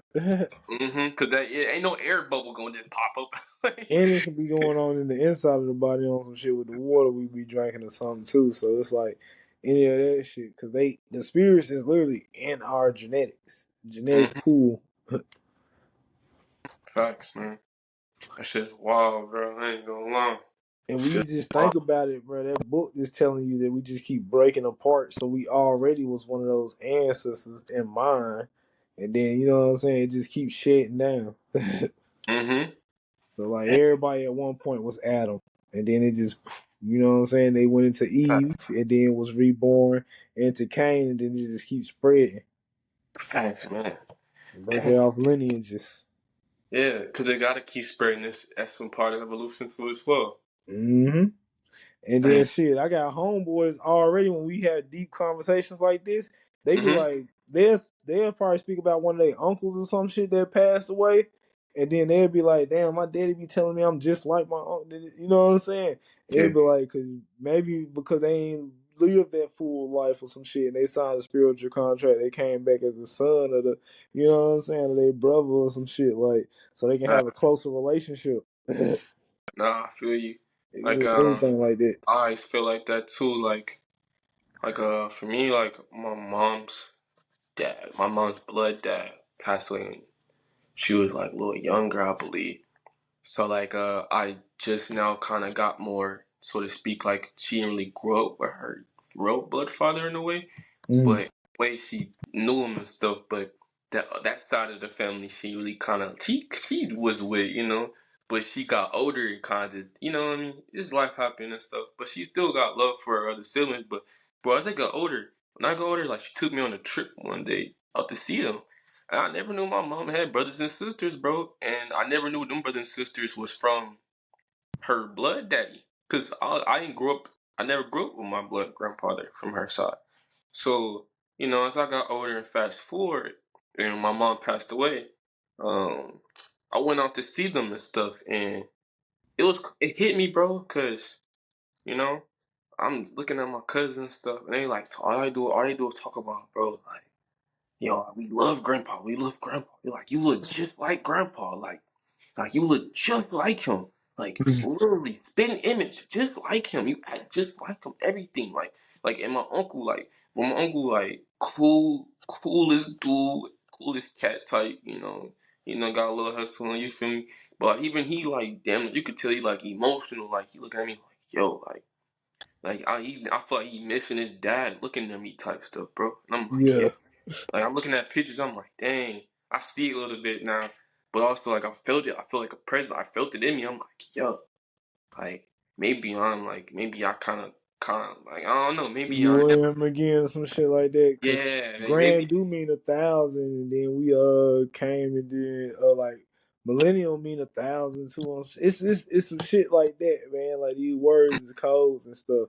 So I can definitely understand that because yeah. shit, that's how I be feeling. I was just thinking that like, damn, what if our grandparents sometimes be or parents or something? You know what I'm saying? I already know that we are that returning spirit, and that's why they treat us a certain way, like on some real shit. Cause they say once one person leave the family, another one always has to come in. Mm-hmm. Cause they just moving around, like you know what I'm saying. Facts. That's why death ain't really something that's real. It's just evolution or returning. Mm-hmm. I always believe like resurrection. Like I don't know, reincarnation different than me. Resurrection hit though. Like I don't know why. Just like I always realized this too. Like when my mom passed, like my cousin and he just had his baby. It was like a baby girl. Like really, I think it's like not too long after, but it's like the moment of presence at the time when my mom passed away. So I'm like, yo, bro, like I don't know why, but it just like in my whole body, like I didn't grieve. I grieved so weirdly when my mom passed. Like I didn't cry. Like I treated like it was another day, dog. But Yeah, like my first person I seen was the baby girl, like my baby cousin, and it just is like, yo, like what you just said really hit me because it was like when somebody passed away, like you won't really peep it, but when you do have the dynamic, it'd be somebody consent, like somebody ascends when somebody passed away, in the family. And yeah, it's like it's like you gain and you lose one, but you gain one too as well. Some way, somehow, might not be exactly like that format. Like I got a baby cousin with it, but in that system, I think it was a baby cousin with it because. You know what I mean? That's essentially what the family needed at that time. Like, yeah. so That's why every birth is an angel, man. Like, cause it's gonna bring the family together. While the deaths sometimes depart the families, cause everybody going through grieving, split up in different ways, cause they don't understand.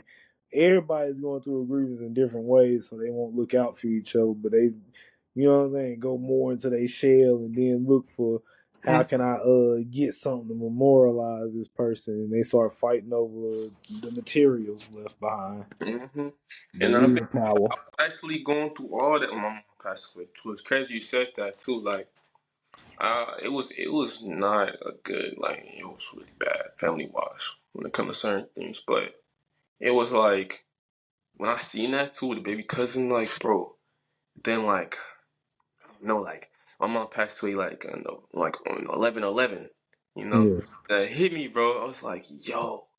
Like, what if this dead ass more than what I'm thinking? Like, maybe it's dead ass. Like, it was supposed to be like this for that new birth into the like my baby cousin to come. You know what I mean? And it's like, it just hit me, bro. I was like, wow, like all the stuff that's going on. Like I was going through, I couldn't like see, I couldn't even do a funeral service. I couldn't get like cremation. I couldn't get ashes, things like that. But like, like I really wasn't hurting because I had my baby cousin at the time. You know what I mean? Like I yeah, was, yo, like it's not hurting me. Like I'm good. Like you know what I mean? Like baby cousin, right? Yeah, baby. I'm just enjoying it. You know what I mean? Enjoying the moment, soaking in that new life. Like when you got new life to soak in, like like there's no time to really sit there and grieve for real, because you got something there, like Yeah, you can't think of yourself no more on some shit because you like, damn, there's somebody that probably gotta go through the same shit I done been through on some real shit too. Facts. And it's wild too, cause like it's crazy. Like my cousin's grieving harder than me when I'm there. Like he got a baby, he grieving harder than me, bro. Yeah, Like I'm just sitting like, yo, I'm telling them like, hey, like you good, y'all good, you know, like we good. Like I understand, like we gonna be all right. And he's like, damn, like you know what I mean, hitting me, bro. Like it's hitting me, you know. That's how I beat up. man, they was teaching us wrong at them funerals, man. That's the main reason because it would be so gloomy, dark. We wearing all black. Then it's like, man, the boring speeches. Sometimes they be. It's not like boring because it's about our people, but the way they deliver it because it's not their, you know what I'm saying, family member, and you can kind of tell, damn, they do this repetitively on some shit after a while. And Facts. then is with the different stages of grievance, every funeral hits so different. You know what I'm saying? So when they say you go through 7 stages, even though some people get over them 7 stages after one death, is sometimes you hit a different stage at a different funeral. Because when I Mm, went to my brother's funeral, that was like more of the denial and shit that I had to go through, and it damn, was like, yeah, raising my wrath because that was the first time I was at a funeral where I was just mad the whole time because damn, I'm that's like, wild. they not teaching us this shit correct, and I know they not teaching us this shit correct because I Yeah, could you feel, seen the buffoonery. yeah, you can feel the judgment and shit like Yeah. that because of the age he died at, and Mm, people like still looking at him like he a street nigga and shit. I'm like, y'all don't man, understand why he I was in know. the streets. You know what I'm saying? They don't Everybody like lied to him till that's all he shit. had. You hot in that motherfucker, like what? Yeah. Then they didn't give me no what you call it, no one of the what's some shits, not obituary, but the pamphlet they be giving out at the end, the memorial thing. But they wasn't giving me one of them at first because they talking about it's for immediate family. I'm like, this my fucking brother. Yeah, I did. I'm also thinking like, damn, the person that took him out probably in this motherfucking funeral for real because of the way the Facts. shit happened. Yeah, I felt like that too. Yeah, it And was on some be juice on that. shit. It was like on some like I'm like, yo, ain't none of these motherfuckers I don't know in this motherfucker.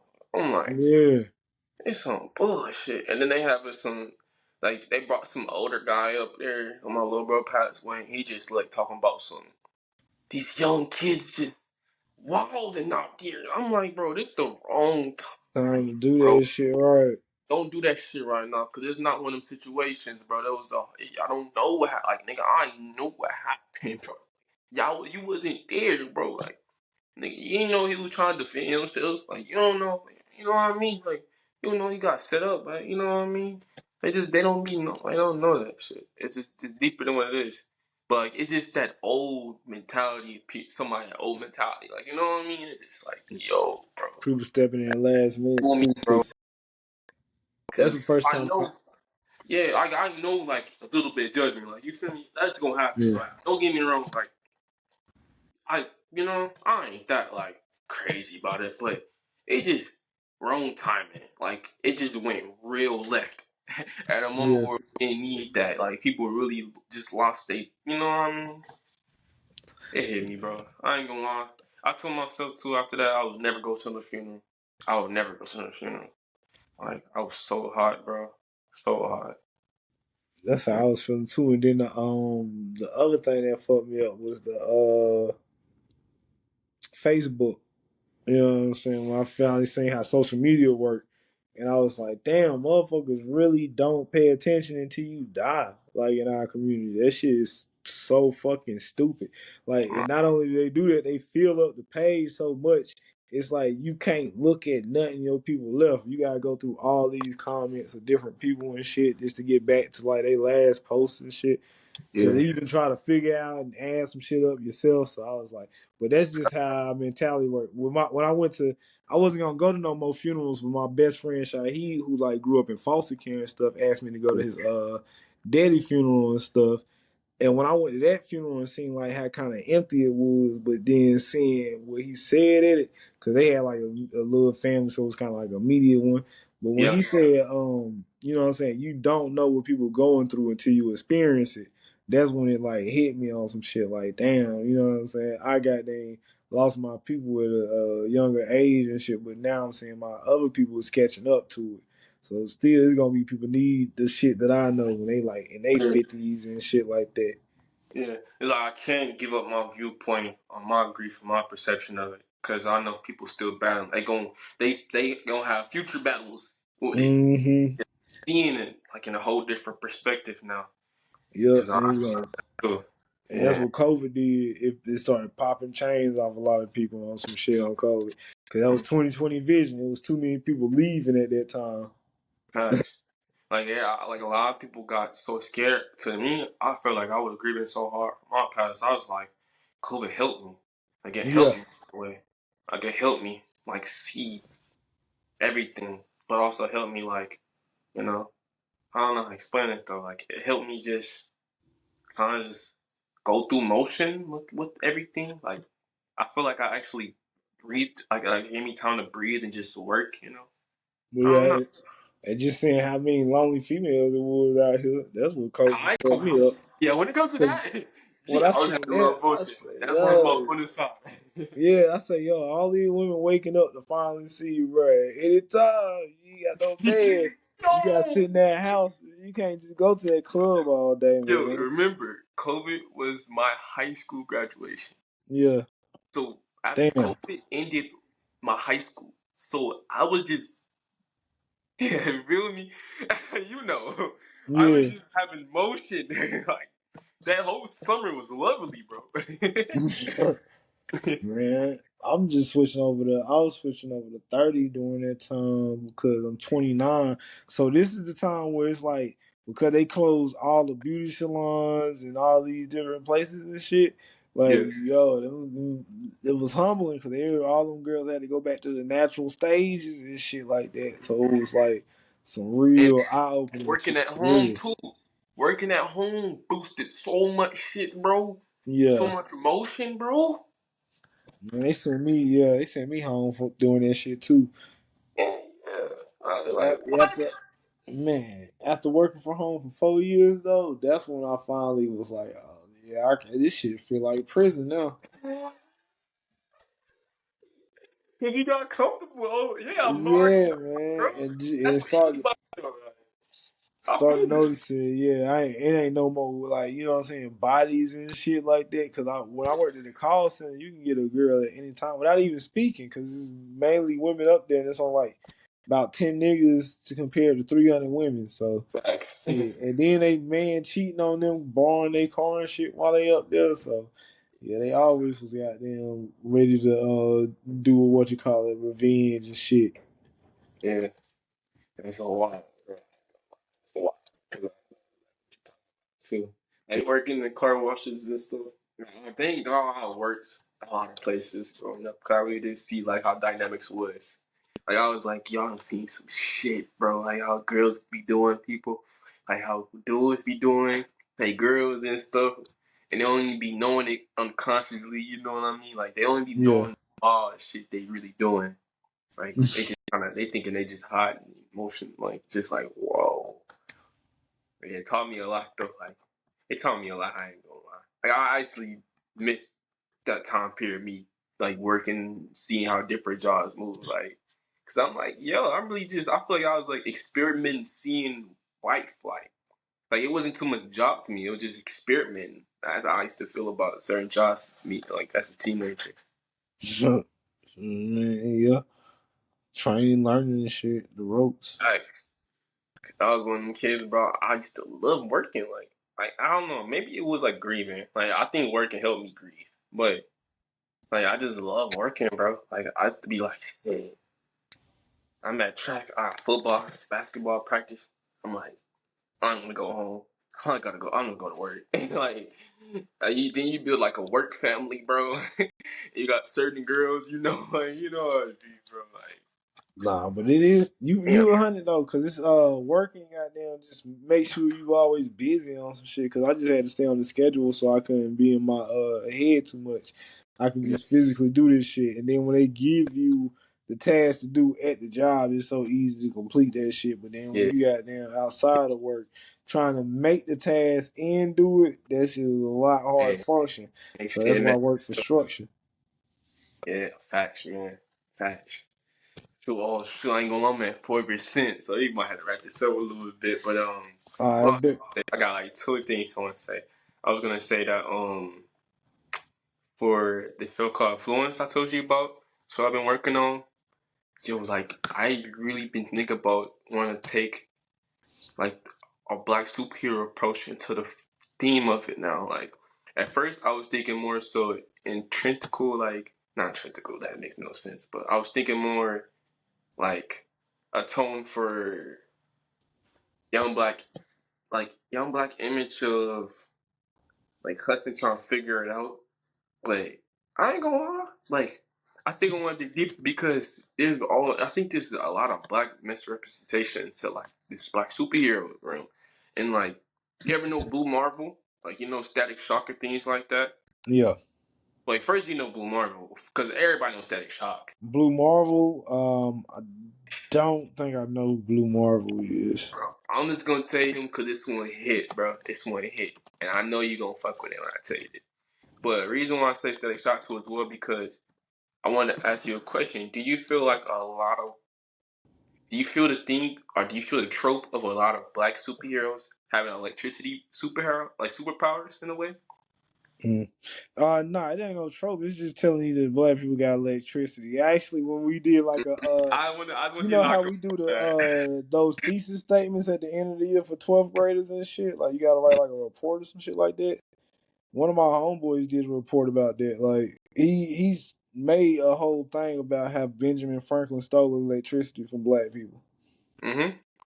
So when he Facts. when he said that, and they kept making storm and all this other shit, and me noticing like it's Mm-hmm. women that get that bones start hurting when the weather about to change and shit. It's in our genetics. Like we match the weather and shit because it's part of the environment. We was here for the longest. Mm-hmm. So I get it, bro. They It's keep and them breaking talking about that down. trees, the trees Mm-hmm. having electricity, the book starting with the tree of knowledge. That's just some of my electrolytes. Yeah, that's facts, man. I always realized that too. I was like, yo, I was like, Scott gonna give me the best breakdown, but I was like, yo, that it's because our genetically DNA, like. Reason it's I don't think like I said trope too to get you because I know you want to break that down too. But like people think about it as a trope because we have a lot of white media. We have like a lot of white people into like the skill room. You know what I mean? And Yeah. they could do basically how we move about it, which shouldn't be true. Like black people have their presence when they come to comic books and stuff like that. But I realized like people think it's racist. It's not racist. It's just that's just how we It's like. it's the They truth put the too. comics back in the days because they knew what's up. They knew what's truly how our DNA worked. I give you another hint too. Most of the people that make comic books were scientists that end up leaving the field because they want to warn Wow, the children somehow. And remember wow. how they tell you they can't tell us everything in just English, but they can give us signs and shit like that. So they Mm, way of doing it because they got to get past the machine. They're gonna wow. put it in comic books.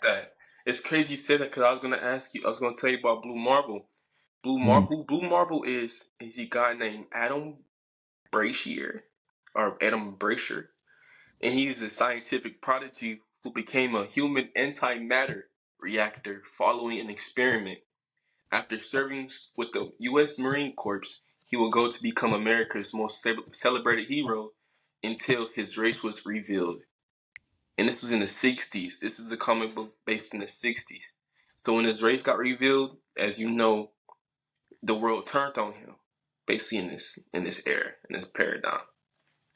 But he was a scientist, and he also was a Marine. Yeah. And he was, and you, I don't know if you knew, Blue Marvel was one of the most powerful Marvel characters in the comic books. It's just he's not talked about because you know what I mean, black.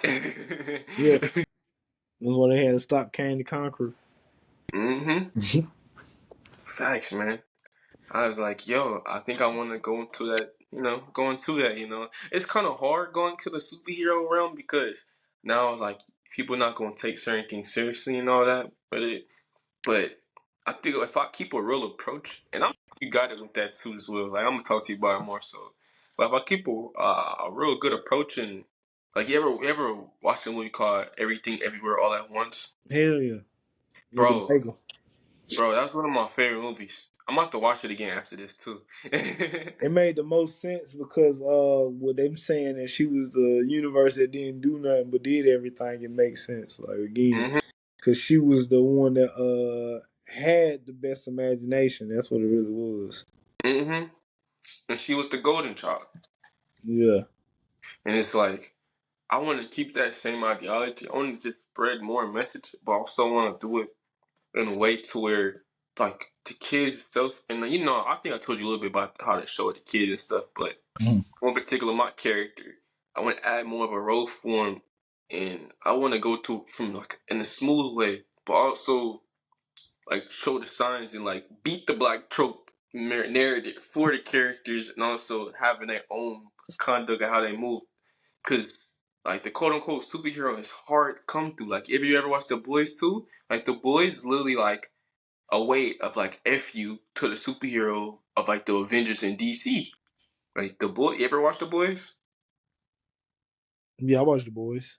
Like if you watch it, The Boys like the biggest fu to like Marvel and DC. Like they are literally like audience killers, bro. But That's it's about the nice though. CIA. Hmm? They're about the CIA. Mm-hmm. Facts. And I was like, this shit's wild, bro. Like as much as this like the last season kind of like threw me, I ain't gonna lie. I'm pissed, bro.